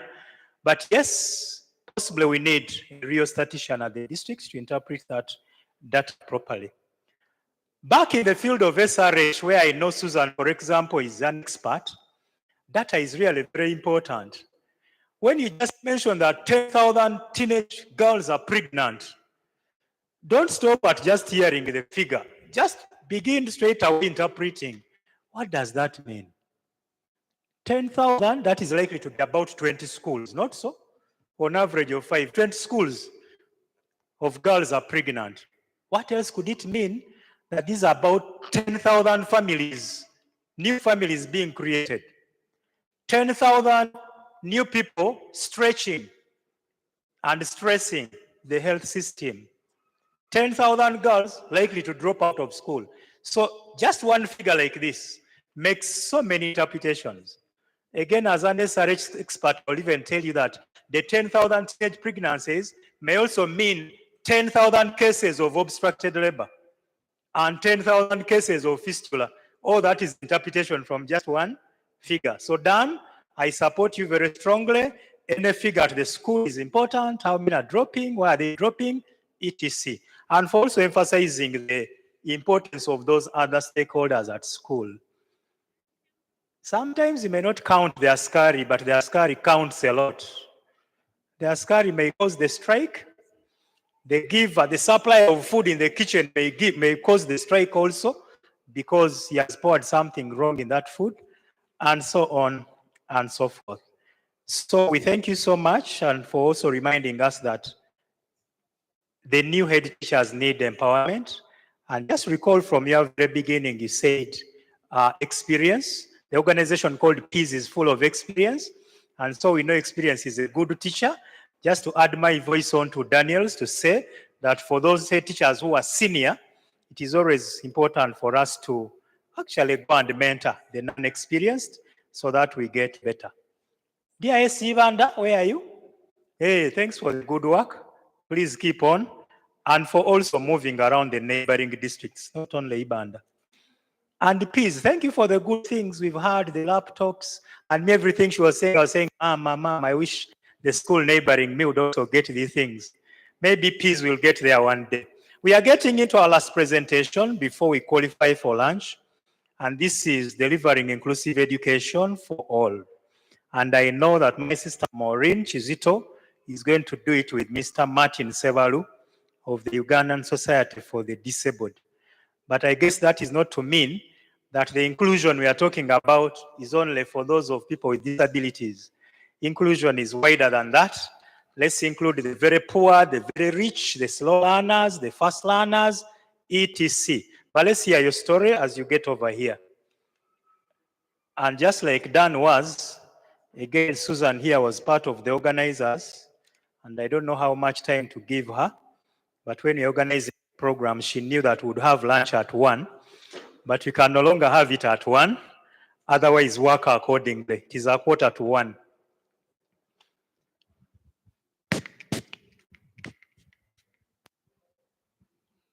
Good afternoon, everybody. My name is Maureen Chizito, as you have heard, Senior Child Protection Officer for PEAS Uganda. I'm here to talk about inclusion. But before we do, I'd like to introduce one of our friends and partners who's going to be sharing with us about the wider subject of inclusion in Uganda. And in this session, we would like to discuss what inclusion means in Ugandan schools. We'd like to share what PEAS Uganda has learned about creating inclusive learning environments, and particularly supporting girls in their access and stay in school. And then we'll also learn from other organizations and partners that have come here about how they handle inclusion. So welcome with me, Martin, to come and share with us first. Martin is very much welcome, and we are eagerly waiting to listen to his wisdom.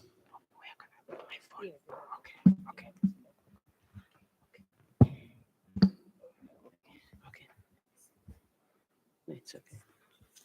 Yes, good afternoon, ladies and gentlemen.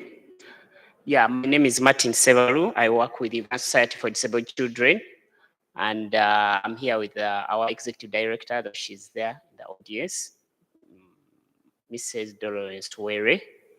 I'm so glad to be a part of part of this session, and I'm here to have us just 7 slides sharing what inclusive education is all about. Someone on the PowerPoint? Okay.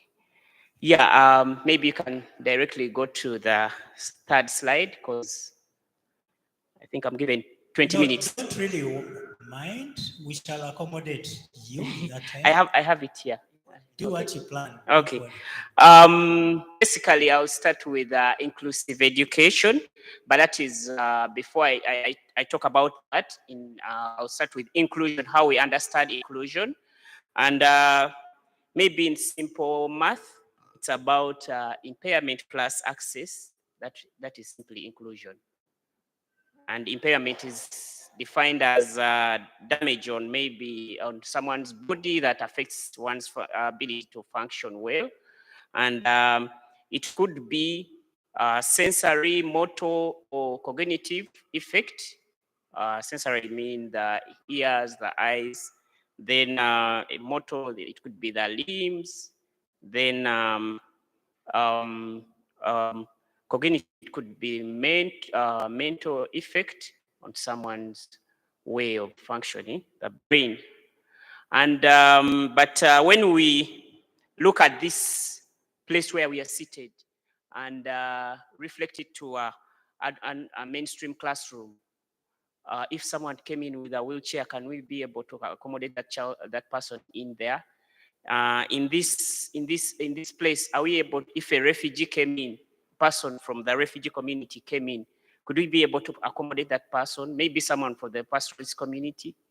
Maybe now, if you talk about gender, is this place only accommodating male or female, or both female and male? That is something you have to think about. If related to a mainstream classroom or a school, if we talk about inclusive education, we are basically looking at looking at a school as a learning center that is able to accommodate every learner. Of course, there are outliers. If we talk about disability, there are those with severe disability that you may not be able to, every school that you may not be able to accommodate. But to some extent, we are looking at all learners. And when we talk about inclusion, inclusive education, we are looking at addressing individual learner needs. Okay, me who is standing before you here, will I be able to understand what you're presenting on the screen? Someone will be saying, I've done this. When you look at this slide, this and this, please do this and this. I'll be left out. Okay. If someone using a wheelchair, I've noticed at the entrance there is something like a ramp. So if that person can, he or she be able to come in. If you constructed a school and the doors are not meeting the standards to allow entry of a wheelchair or even the toilets, could that be done in any school?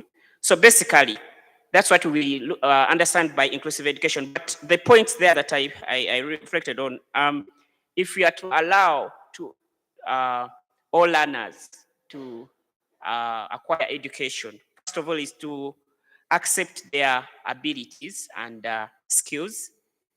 To really, this needs one to assess and not look at the person as not looking at the disability, or in this case we are looking at the community where someone is coming from, or where the person, someone here, the moderator was talking about the poor, the rich, not looking at that, the background, but looking at the person, him or herself.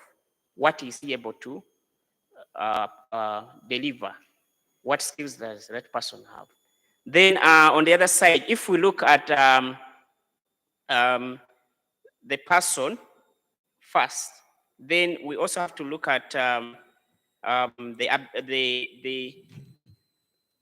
available content. A minute, please.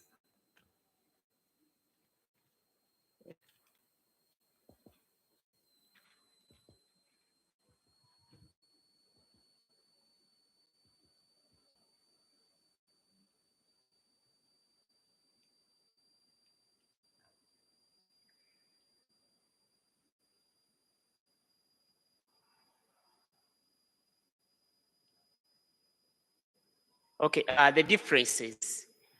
If someone came in and shared that he or she is, or you have looked at someone with a disability or coming from the refugee community or coming from the pastoralist community or from a rich family or from a poor family, are you able to put that aside and accommodate and really bring him at a equal standard? We are looking at promoting equality, that is PEAS in full. Is that equality in there in that school that we're talking about, that much as you are rich or you are poor, but you are able to be accommodated at the same level? Then basing on what we have in our curriculum as Uganda, is this person able to acquire all the education that we offer in this learning center that we're talking about? Then if this a person, most especially those we believe that may not be able to perform, if they give out their views, can they be listened to and acted upon? Okay, that is what we basically mean by inclusive education. But now when we shift to another slide, on what has been put in place by government and other players, including us as CSOs, what exactly has been done. For example, our government has ratified a number of international policies like the UN CRPD, that is in line with disability. But we also have things to do with accommodating refugees here. They have come up with an education plan for them. Then 3, in the constitution, it accommodates all persons in Uganda to access this, all children in Uganda to access education. So it doesn't limit anyone from what? From attending school. So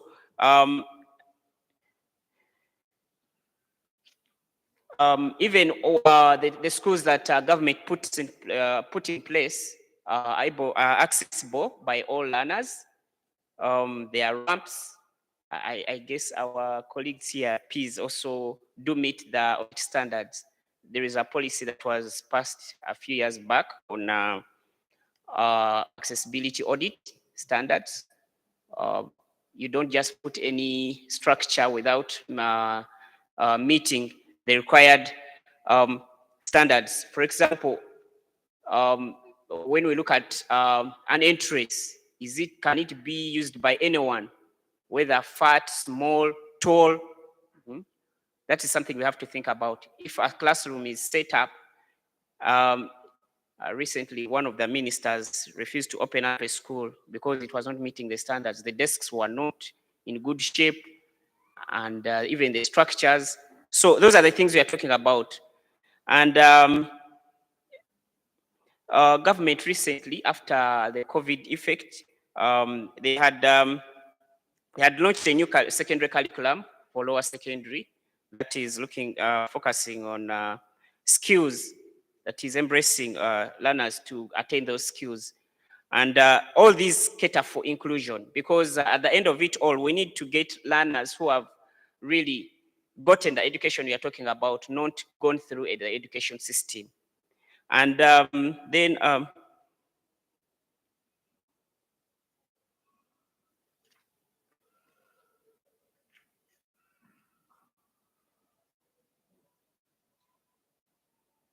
if we look at now for the case of children with disabilities, the DO was talking about getting someone to collect this data. At least they have put in place the information management on collecting data of children with disabilities. But I think this also cuts across, because you find that in 2018, government produced budget analysis on how much they spend on adults in Uganda. It was quoted as $43 US, which is approximately 150,000 on every person in Uganda. That is an adult. But they didn't give us the full analysis on how much they spend on a child in Uganda. And I think this is something that we also need to yearn for, because we don't know how much government spends on a Ugandan child, and particularly a child with a disability, a girl child, all those differences have to be laid out so that we know where to start from. And data is very key in this case, but at least for starters, they have really put up that information management system, and we believe our responsible persons at local government level will be able to fill in this data so that it's used for planning. Then, but when you go to the challenges, when you look at the new secondary curriculum that has put in, that government has unveiled, you find that it still has some bits of okay, the engagement of other stakeholders was not widely given. They were not given enough space to give their input. Because when I was looking through it, you find that they talk about what they think would be the goals, but the aims in there, they don't really bring out the inclusive picture. Basically, they just talk about maybe one thing is sign language to be taken on as a subject, but children from the disability fraternity, what skills can be taken on? I remember after my university, because I lost my sight when I was in senior 6. But I remember after coming out of the university, I had gained some skills in computer, and when government changed the curriculum, when they switched to ICT as a compulsory subject for those who are doing pure arts at A level, I was busy teaching the blind, but they had not thought about them also able to study to do ICT, and we had to write a paper to present it to NCDC. That's when they believe it's possible, and that's when they took it on. So I think in the planning stages, it was not really unpacked for other stakeholders to give their input for this new curriculum. And you find that people from different areas, from different fraternities will be affected in one way or another, much as it looks good and interesting, and it can really bring what we are yearning for learners who have the skills, learners who can survive.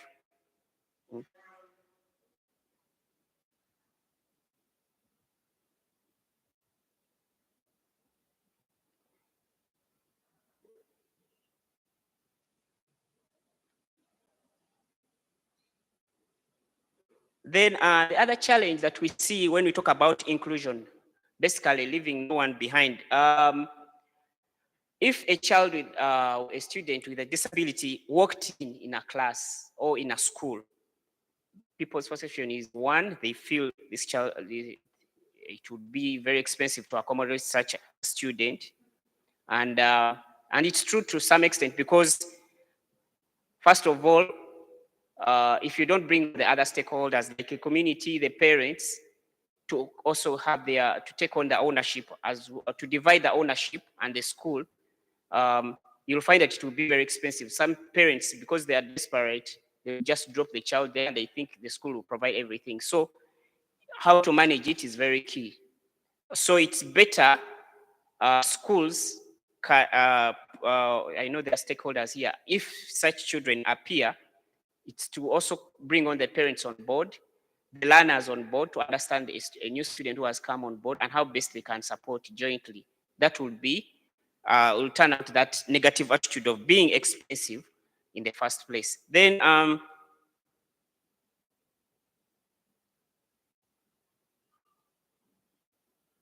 the negative attitude.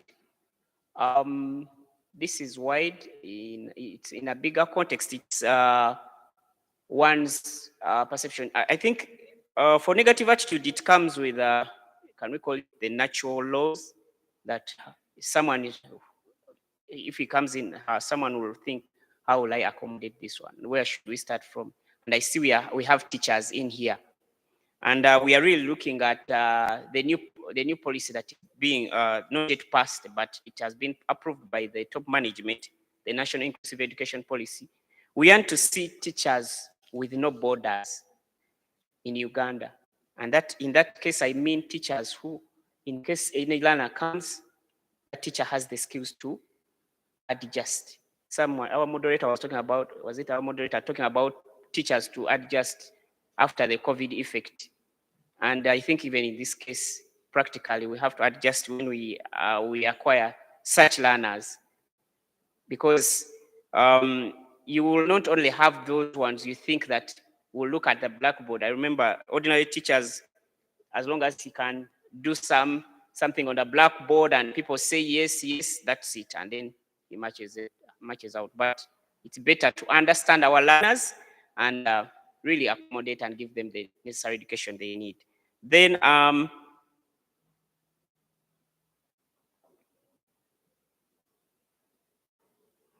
the data for learners with disabilities, it's nowhere to be seen, but just like I've said, the new information system on learners with disabilities is in place. Let us embrace it and always feed in that data, most especially to the teachers or the head teachers, because as even UNEB needs this information, because when children are going to sit for their O-level, A-level exams, they always ask for this. And one of the things they do is to give that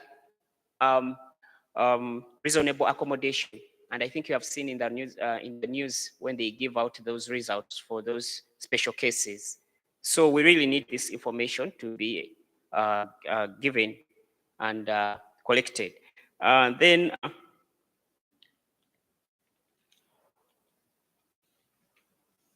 I think we can switch to the way forward. And basically here we are looking at the National Inclusive Education Policy. I think as USDC, we have been engaged in, we have been part of this process up to where it is now.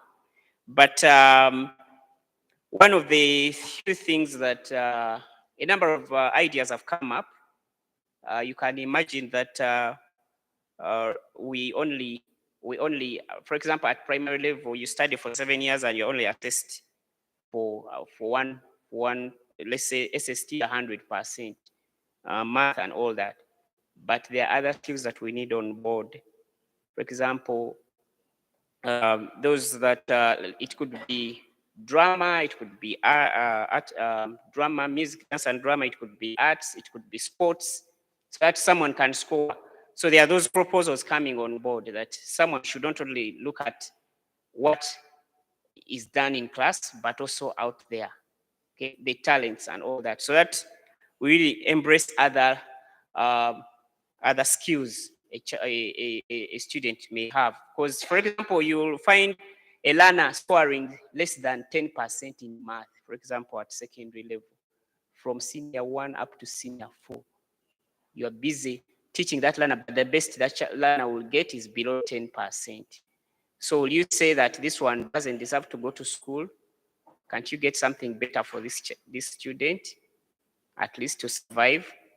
I think that is something we have to think about. All those proposals are there, but we are only praying that at least we know this level, the approval stage at top management is key. It's one of the hardest stage in policy engagement. So we believe cabinet, it will be easier. And we very well know that it's Mama who is in charge. So I think by when you reach that cabinet, yes? Okay. Let me wrap up on that. Then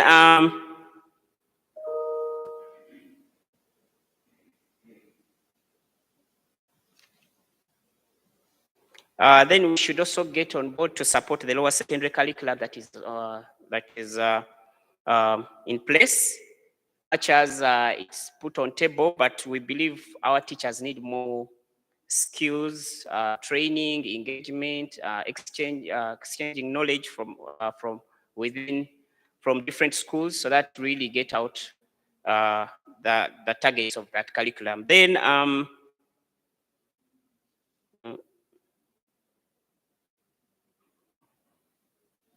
Then we also have the Education Review Commission preparing an audience for the public. I think it's good for us to attend and give our input. I think the last review was done in was it 1987 by Professor Kajubi, that white paper, but now we need to review and see if we have to give our input. So this is a chance that we don't have to miss. In summary, that's all I had for Leave No One Behind on inclusive education aspect, but I also like to thank the PEAS for this opportunity, and we are always available for any kind of advice or engagement. Thank you. Thank you very much, Mr. Sebalu. And I know that Susan is still close by. Do we still have something more? Yes. Mr. Sebalu, before you go, Mr. Sebalu, which is your profession? Oh, okay, thank you. Okay, at USDC I work as a project coordinator, and been engaged for quite some good time, over 5 years, supporting implementation of education programs right from ECD up to secondary. Thank you very much. And which course did you take? Oh, okay. University? At university, I did business statistics. Then I upgraded to a postgraduate diploma in special needs education. Okay. Thank you. Thank you very much. You are speaking in the presence of the Commissioner Special Needs. She's been very keen on hearing all the issues coming from your side. And I know there's a bigger team also from the Special Needs Department that will pick them up. Yes, Susan. Maureen. Oh, Maureen. Yes, thank you very much, Henry. I'll try to redeem the time, knowing that we were behind by a few minutes. So he has presented on the wider area of inclusion in Uganda. I would like to measure on what PEAS Uganda is doing in the area of inclusion. At PEAS Uganda, we work to support the most marginalized students to access secondary education through our inclusive practices. As Henry spoke earlier, he mentioned that our schools are located in the hardest to reach areas, from the plains of Isinjiro through the mountains in Besumbu and the plains of Kitgum down to the valley and the swamps of Malungu. So our schools are in the hardest places to reach. You need a four-wheel drive car and possibly four-wheel drive shoes, because you may need to remove them and push that car. So part of our inclusion plan is, one, to include all children. Our vision says that a world where all children are able to realize their full potential. So that all is where inclusion comes from. So we major on girls' education, although we do not leave the boys behind, since we subscribe to the notion of doing no harm with our work as an NGO. So we ensure that girls in our schools at least gain the same amount of attention as the boys. And I'm glad to report that in our schools, 51% of the population is girls. So we have a good number of girls in the schools as well as the boys. And we also respond to the need of learners with low or prior attainment. You have realized from your evidence here, you saw children who are able to articulate issues very well. And I am glad that they mentioned that they are from Mitoma. But when you had them, you did not detect any Mitoma-ness. I have been to Mitoma. It's very far. But when they spoke, they were like children within Kampala. Why? Because our vision is to make sure that we have equality in the schools. So our children will present themselves the same way as Kampala children. So we are happy that whereas our children are not restricted, we will have the first graders come to our schools through to the third graders. But at the end of the day, we want to have evidence that they have performed, that they have had some form of improvement. So we also we include learners from the poorest households where they live under the threshold where poverty is recognized in Uganda. So by nature, most of the rural areas do not have the rich and the mighty, but our schools are located there. The reason as why they are located there is so that we can give a chance to children, even from the poorest communities and families, to have an education that's meaningful. We also give importance and we include learners with special educational needs. Now, he spoke about the general picture of education for special needs children. We are able to entertain or to have some of those children come to our schools, but we are focusing also on an area that's been forgotten in the Ugandan education space, and that's the area of special educational needs, children with dyslexia, dyscalculia, and all those challenges that children face that are not detected in many schools. As part of our access, you've seen the pillars of PEAS education. We have them around. As part of access, we ensure, at least we have done, there's evidence. Remember, one of our values is data-driven decisions, and we follow evidence. So we've had 18,400 girls go through our schools. We've had 40% or 40% of the population in our schools is from those households that I mentioned that are poor. And then, but we also welcome the children from rich homes. Please bring them to our schools wherever they are located.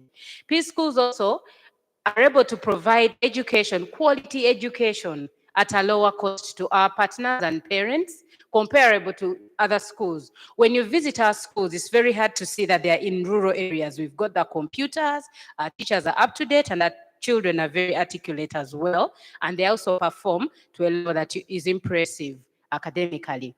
Then we have 36% of our students as orphans. 36% of them have lost either of their parents. We also support as a major part of our inclusion plan. We support girls that have gone out of school because of pregnancy, but are willing to come back and finish their academic journey. We are one of the school organizations, if not the very first in Uganda, that warmly welcome these girls back. And I'd like to say thank you to the government of Uganda for recognizing this great need through the gender unit of the Ministry of Education, that we have come up with guidelines to welcome all girls across the country to come back. Pregnancy may be a mistake that they have made, but they do not have to lose their future. They do not have to lose their academic dream because they got pregnant while in school. We welcome them back at PEAS, and we would like to encourage the schools out there to embrace this. Our partner and colleague, Rosette, will be speaking about this later. As part of our quality in the inclusion part, will enroll students with lower grades. I mentioned from 3rd grade onwards. As long as UNEB has said you have passed, we welcome you. We also welcome boys and girls, and we have noted that our female students are able to actually outperform boys in math and English, and this is based on data that we have from the GECT survey that we conducted. We've been partnering with DFID or FCDO, and then GECT was able to make a survey, and we have evidence that our girls outperform the boys. Then over 90% of our female students say that the skills they have learned at school are helping them to make better decisions for their future. Not only sexuality, but also economic decisions, and also decisions about their careers. So we are proud of the work of inclusion that PEAS has contributed to. Moving on. Going on, we've created an inclusive environment in the schools. You're not able to get all these unless the environment within the schools allows you to do so. So we are supporting girls we're ensuring that girls have access to a quality education that can transform in individual lives, transform communities, host communities, and also the country at large. I went to a school that I'm proud of, Wanyange Girls, and in that school, the headmistress is actually here. I'd like to welcome you in a special way. Thank you, you're welcome. So in that school, they taught us that when you educate a girl, a nation is trained. When you educate one girl, you have done it for the whole nation. So at PEAS Uganda, we support girl education because we know it will not stop at them, but it's going to make a wider impact on the nation. So we support productivity of girls in society. We support the fact that we are reducing on the number of women that are having children at a tender age. So we will be able to work on the population and keep it within check. And also, when you add an additional year of schooling for a girl, you increase their future earnings by 20% because they're able to make greater career choices and also engage in business in a better way. So their income will increase. We also notes that during the COVID-19 pandemic, there was a lot of academic, I will repeat, there was a lot of academic learning loss.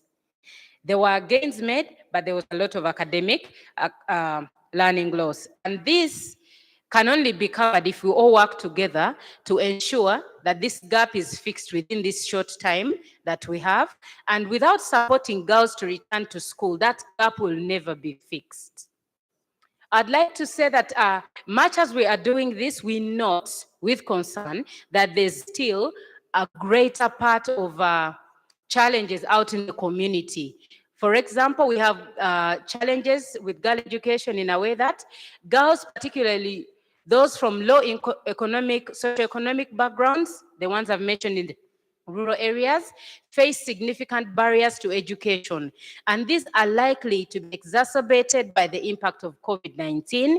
And we noted from our friends in FAWE through their study that many girls face challenges during the 2 years of lockdown. One of these barriers we see is the distance to school. In the rural areas, they do not have buses. So it's a barrier. As they move, their safety to school, their safety on the way to school is greatly hampered by the distance. So at PEAS, we've provided boarding section and girls are welcome at a low cost so that this gap can be fixed. We also note that there's violence at school in most of our schools. Most of this violence, there may be no corporal punishment, but I know that it's there. But there's also psychological abuse of girls. And they abuse them according to their bodies and things like that, equating them, comparing with them with others. So we know that there's a lot of violence in schools. So as PEAS Uganda, through our safeguarding practices, we have bridged this gap. But we would also like to, we are now extending our services to the schools that have been provided for us by government. They've given us an opportunity to reach them through the I&I project. There are also gender norms that do not support girl education. You note that most girls will miss school because they're doing housework. They'll miss school because most of the burden of supporting in the home is put on the girls. Some of these things need to be discussed and possibly changed so that girls can be given a chance to go to school. Then we have, of course, early marriage and pregnancy. Those in the communities where our schools are hosted, you will note that PEAS is very strong on supporting girls. When it comes to early marriage, if it means working with our partners to prevent this from happening, we do so with a lot of commitment. Then poverty and the cost of education affects girl education in a way that most parents would be willing to pay fees for boys more than they are willing to pay for girls. So that's the reason why we provide education at a low cost so that all children that the parent can be able to pay for are welcome. Just to remind you to do the needful. Yes, I have one or two. Based on over 10 years of experience providing inclusive education to young people in Uganda, we've learned what works in supporting girls to start and stay in school. Mr. Chasanga mentioned school-wide interventions as part of our strategy. So when we talk about school-wide interventions, they help both girls and boys, but they have been very good in supporting us to ensure that girls stay in school. We note that girls who are supported by boys from their family and their parents do well in school, as opposed to when it's the opposite. We note that school interventions are effective and they have a lot to deliver and a greater impact for girls, just as they do when they are focused on only girls. So we do not marginalize the boys in our schools. We try not to do harm to the boys. So we've noted that when you do wide intervention, school-wide intervention, you've done it for both boys and girls. Then targeted interventions for girls, we also have that to tackle specific gender barriers to education, and we find that very effective, and there's evidence to that. PEAS believes that girls' safety is priority, and we have found that better child protection leads to better learning environments. So we have a zero tolerance approach to any form of violence towards children in our school. No corporal punishment, no form of harassment, nothing that will make a child's life uncomfortable. And we would like our partners in the schools and the Ministry of Education to help us Take this to the schools, invite us there so that we can make it happen for so many children in our communities. We also know that teacher mindset is key, so our capacity development works for all our teachers, senior women, and yes, all staff in the school. We make it a priority for them to learn about child safety. We also note that our data shows that alongside child protection, the quality of teaching and school leadership has the biggest impact on student learning outcomes. So for that matter, we encourage strong leadership in our schools because it is associated with 10% increase in grades at the school level. We also note that girls' school leadership and understanding of individual students' learning targets strongly correlates with faster learning progress. So we set targets for schools, but encourage the children to also set targets for themselves so that they can achieve more academically. Then learner-centered approaches and gender-responsive teaching are commonplace in our classrooms. So when you reach our classrooms for inspection or anything, you will notice that for every one chance given to a boy, one chance is given to a girl. When it comes to leadership in the school, it's the same way. So there's no form of marginalization. And those that seem not to be picking it up are encouraged or strongly given encouragement and support in order for them to pick it up. We also note that female role models drive girls' attainment and successful post-school transitions. As a country, you've noted we have more female ministers, and I like that very much because it's going to support girl education. So as PEAS, we noticed it earlier. So when we have female teachers, especially in the sciences, female school leaders, we have noted that it supports girls to dream better and also to focus on their educations. So schools with high-performing female leaders and teachers deliver better for our girls. Engaging with senior women increases girls' odds of developing reading and writing skills up to 264%. Then we also note that our teachers have noted that girls are more motivated to enroll and stay in a school if they have female role models in the school. These role models don't have to be the head teacher. It could even be a cook. There was a school where the cook helped girls to stay in school more, right here in Mitiana. So I appreciate all of us who have made it for girl education, even if you're not a teacher in the class. So PEAS Girls Clubs are also key at our schools. We have support clubs, for example, the Girls Club, and it's not again to marginalize. This Girls Club also includes boys. They are welcome, but it will remain a girls club because that's how it was founded. But in these girls club activities, the children are able to get a supportive forum to discuss sensitive issues, menstruation, relationships, and all those kinds of things, and offer support to each other. Then also the clubs are led by the children themselves. The majority will be girls, they may be, but the girls, the clubs are led by the students themselves, although the boys also get to participate in order for them not to feel left behind. There's also evidence that teachers have linked girls' clubs to increased confidence and empowerment. I challenge anybody here to walk into any of our PEAS schools. You will see a difference in the way the girls in our schools present themselves. I think you saw the evidence here. So I'd like to thank you very much. The last, because you're part of our community and the people that support us, community support correlates with better learning outcomes for girls. I mentioned the distances to schools. If we could all work together, we've tried to come into great partnership with the communities that host us to see that they support our efforts at safeguarding, but also at educating children. There's a positive correlation between high levels of parent and community support for girls and their exam or academic results. So where the community is supportive, the children perform well, especially girls. Then also, there are some attitudes that still remain within the communities. We are working hard to remove most of those barriers in that area through radio talk shows and partnering with people that have invested in this area to come up with a solution. Then community attitudes are the key enabler or barrier to the implementation of a re-entry policy for young mothers. I think you've been hearing on radio the discussions around this, and we'll be having deliberations around that. But we would like to have a smooth re-entry of girls into our schools. So we are going to reflect on these questions. Think about how you, as an entity, your organization or school, how do you approach inclusive education in your school or organization? Number one. That's number two. What are the key learnings about what works from your experience that we can glean of you? And what have you seen in us that you can glean of us? So those are the questions that we have for discussion. I don't know if we have any time. Yes, we do have it. Okay. Why should it be a presentation that doesn't have feedback? It's okay.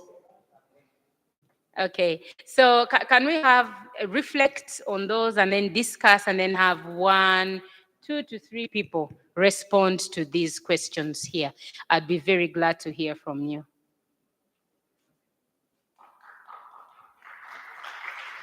You're welcome. If you have any success story that we can learn from, we'd be very delighted to hear from you.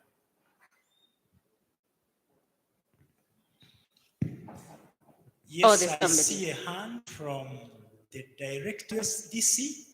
I guess, can we have the mic over there?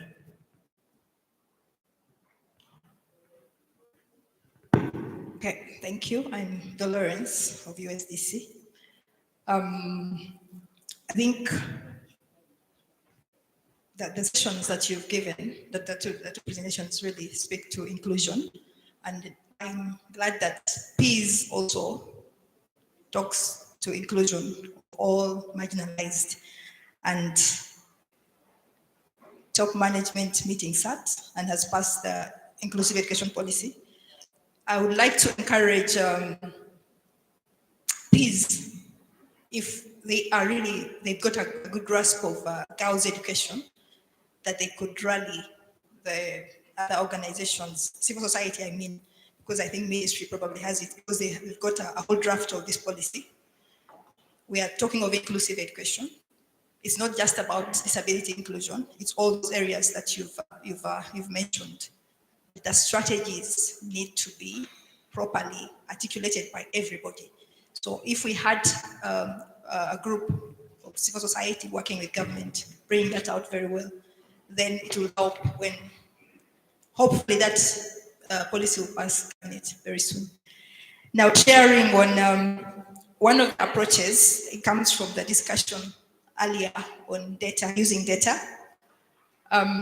We at USDC, we believe that if we had like a baseline of every learner, every learner has got their own potential.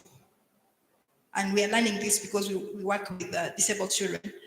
But if every learner's potential is established at the very onset when they go into school, then assessment is realistic. It's not just a blanket summative examination that will be applied, because every learner has got their uniquenesses.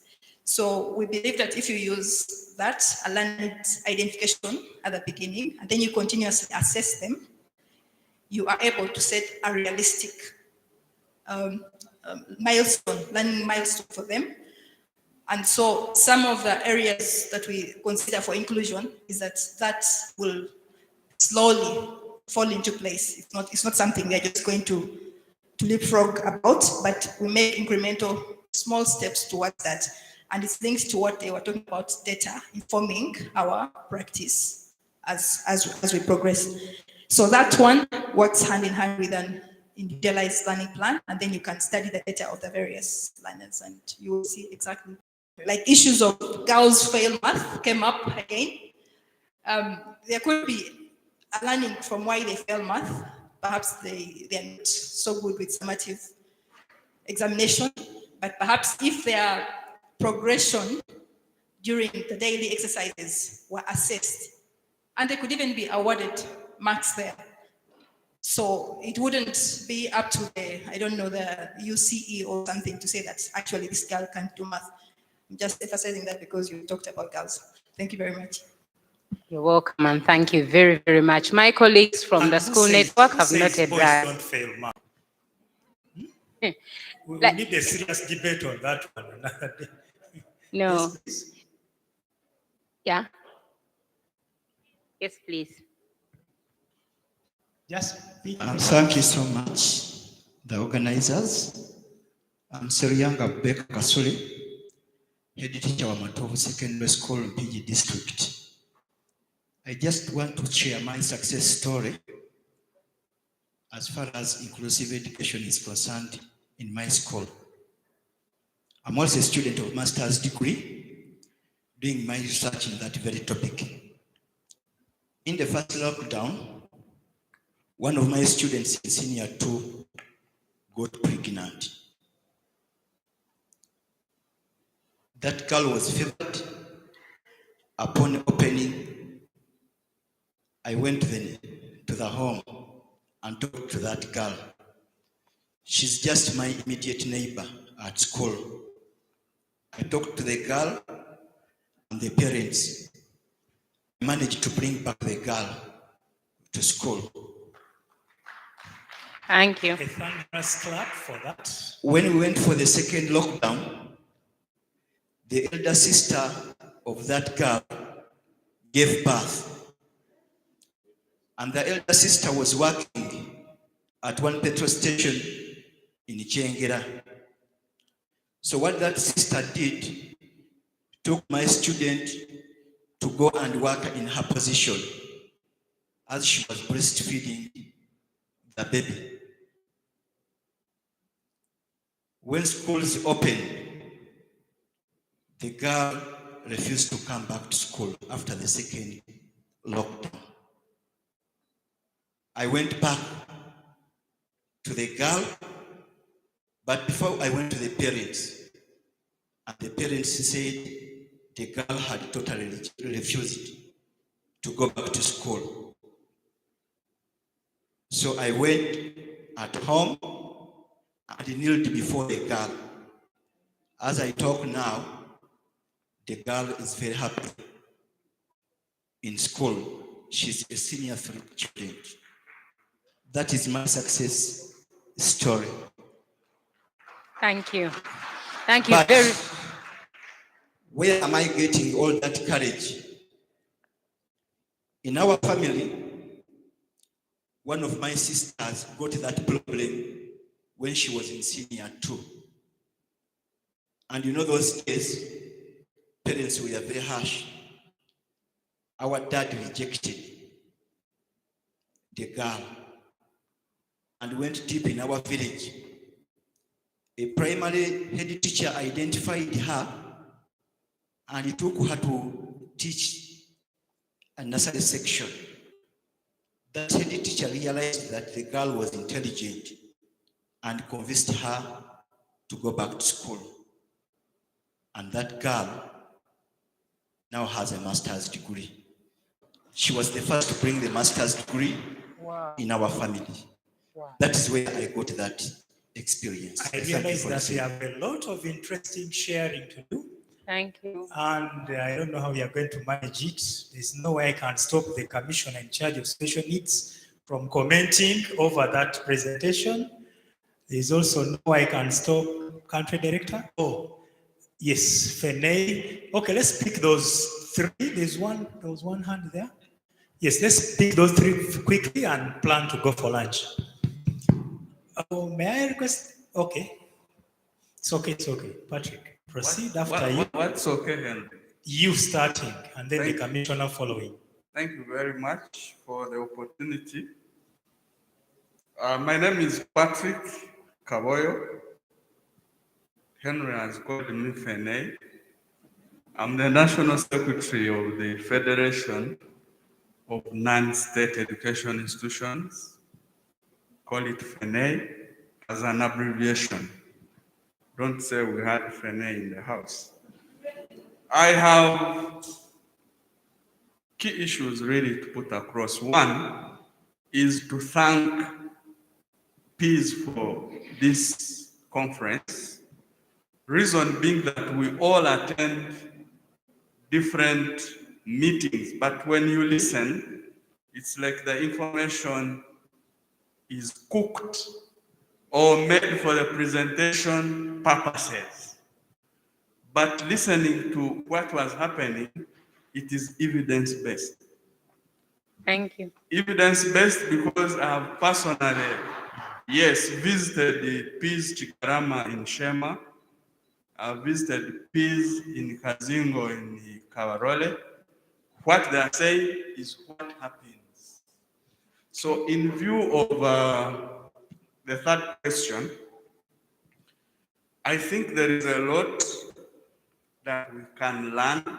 We have learned from PEAS. For me, the question is, how is the ministry going to cascade these best practices going forward? And those are the answers your neighbor is going to give. Yes, then the other that I'm asking, we have been struggling. Even at one time in the second sector review, the Reverend Canon Dr. Senyon presented a paper at the review, and he said, universities are choking, they needed support because they are not for profit. And I asked whether UCU, Reverend Rukundo, has a program for the vulnerable students who access education there, because it's known as an expensive university.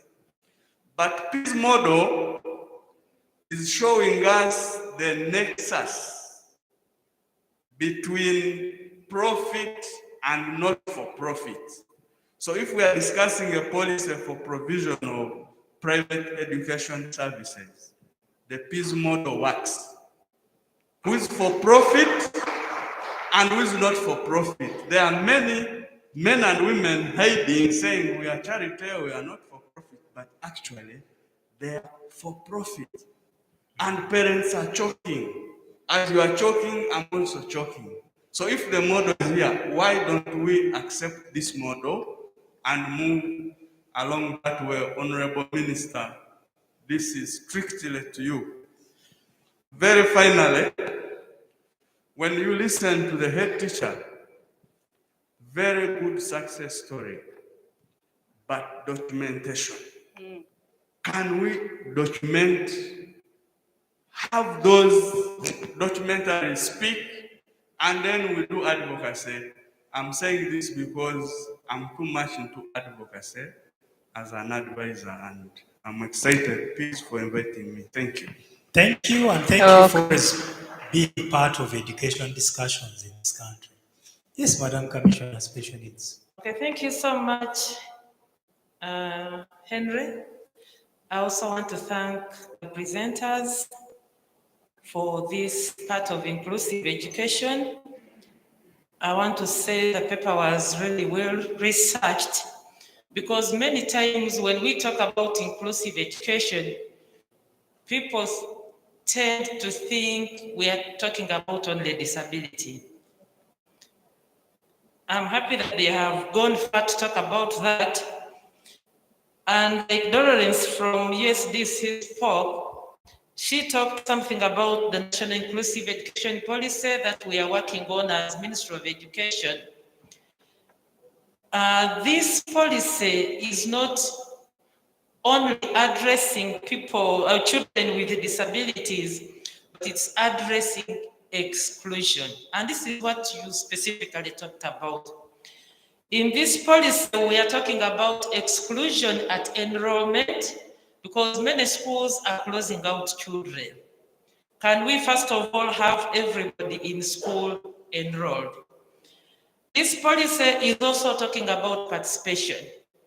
In school, when learners are enrolled, not everybody who is in school is participating. Some of them are just seated in there and nothing is going on. This policy is also talking about progression. We have learners, even our own system, at certain time T cannot progress because there are no provisions of such progression.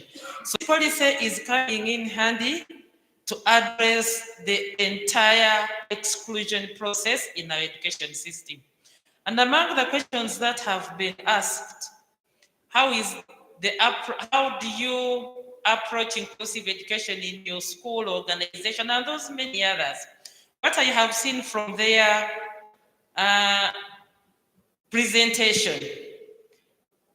What they are doing, they are looking at the evidence available. I'm seeing all their presentations connecting to one another because there is no way you're going to address an issue before you understand what the issue is.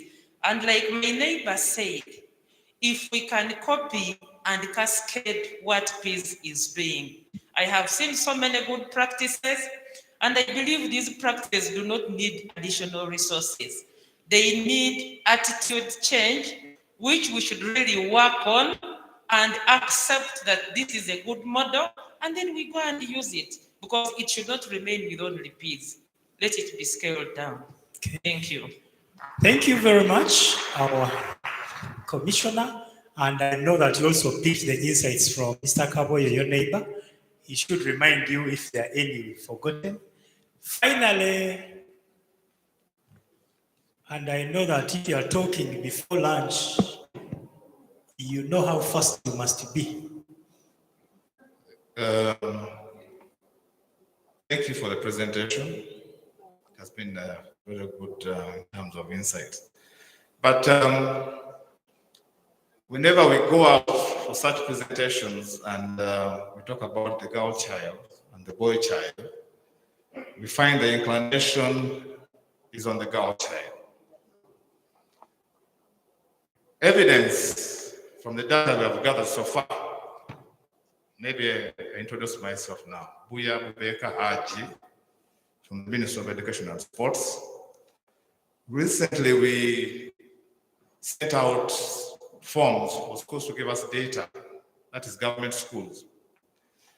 And from the analysis that I have done so far, you'll discover now we have more girls in school than the boys.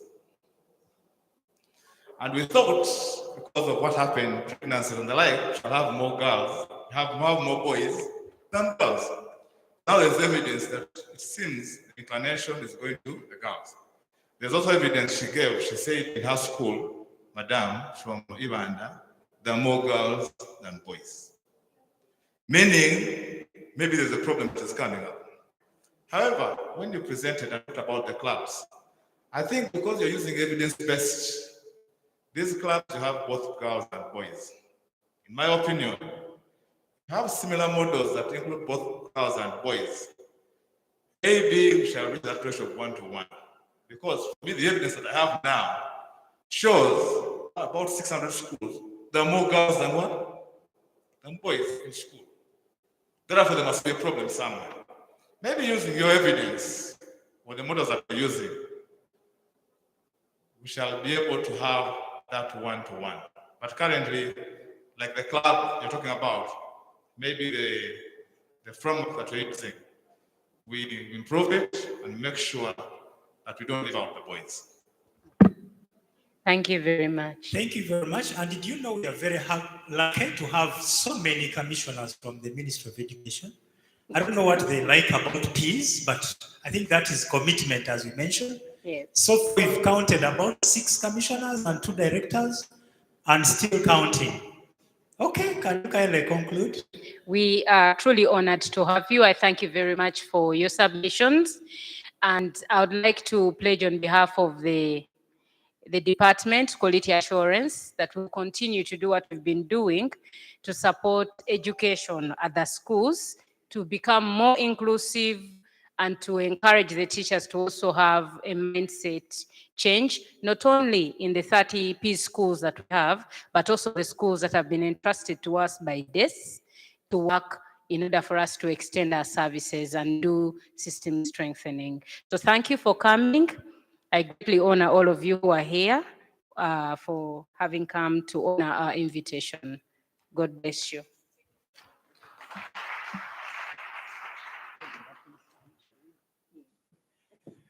Thank you very much, Maureen, for the wonderful presentation. Thank you very much, Mr. Sebaru, who presented earlier.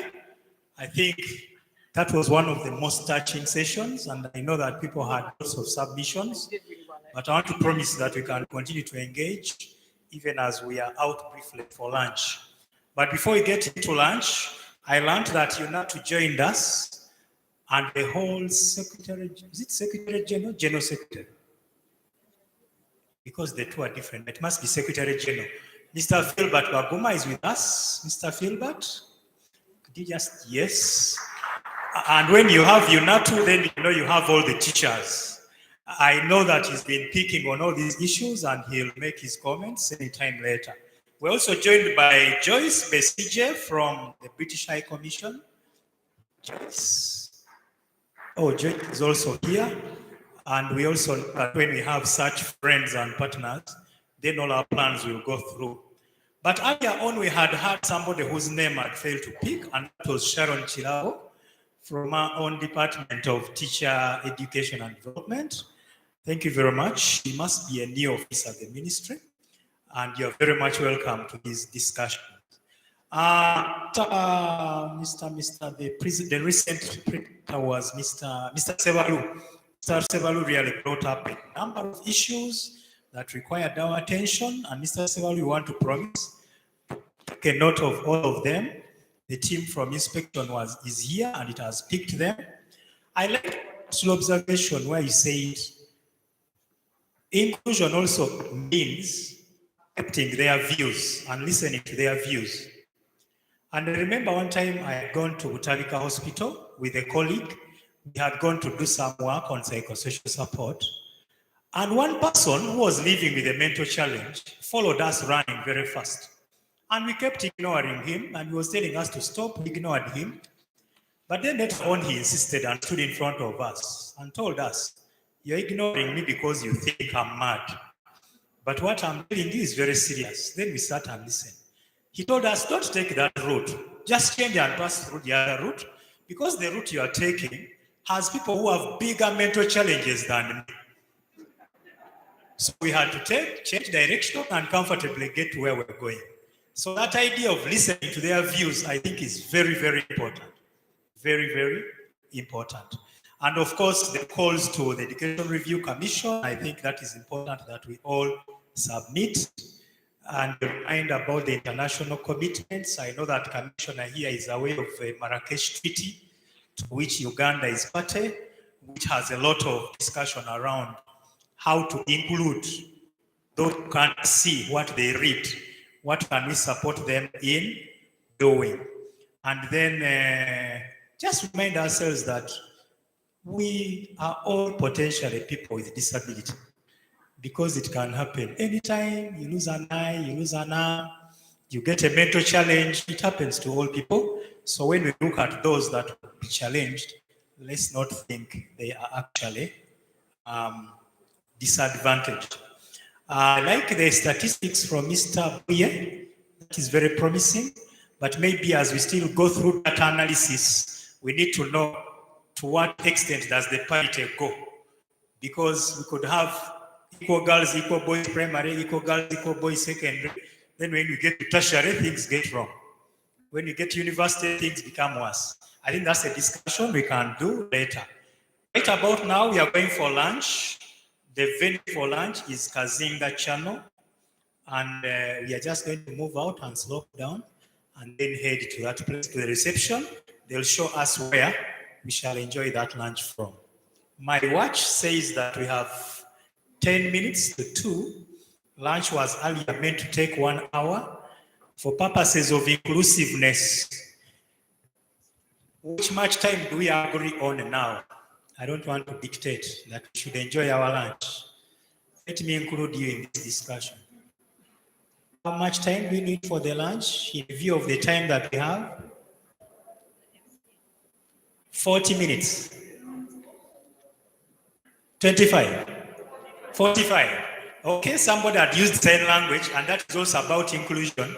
And that reminds me when Mr. Sebalu was wondering whether when we keep using the slides and then we refer to slide number 7 and then we refer to pictures, whether everybody is following. But thank God I have some small element of sign language. So I could see that he's mentioning 45 minutes. Let's make use of them. We have the coupons with us. And I think we can have a religious leader pray. Earlier on, we had a born again. Then I came in also as a Catholic. Then now I see Seventh Day in the room. May we get prayer from our sister from the Seventh Adventist group.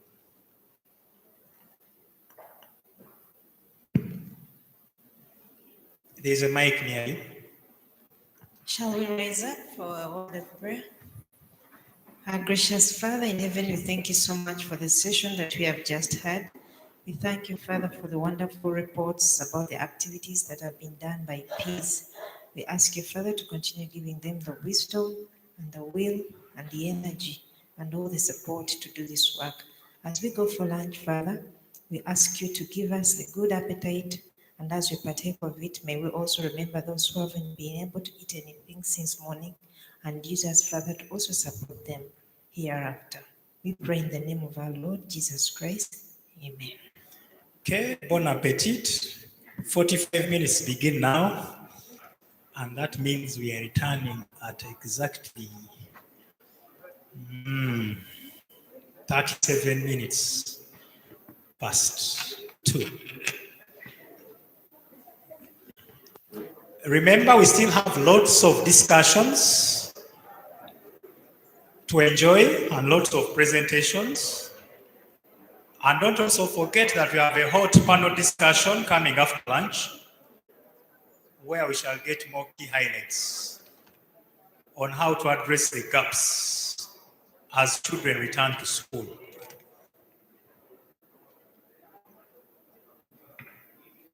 I want to imagine that the hotel is keeping our items secure.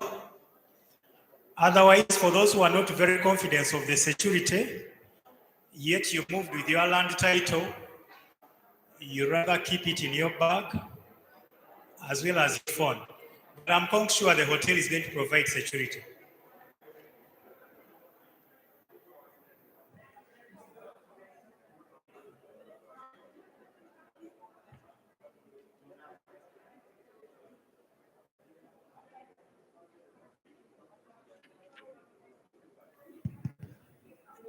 Yeah, I'm imagining that the bags are so heavy for us as we go for lunch.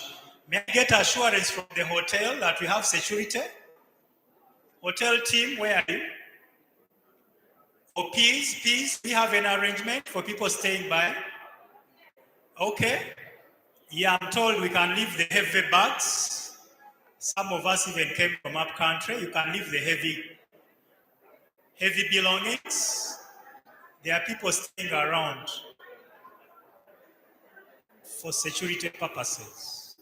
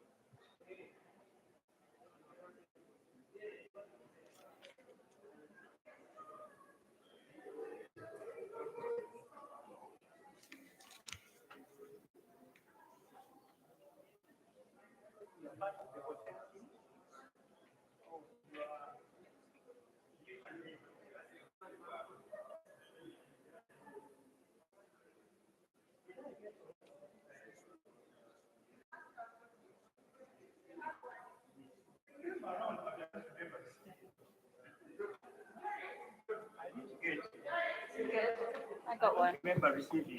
I think maybe you were talking once you broke down.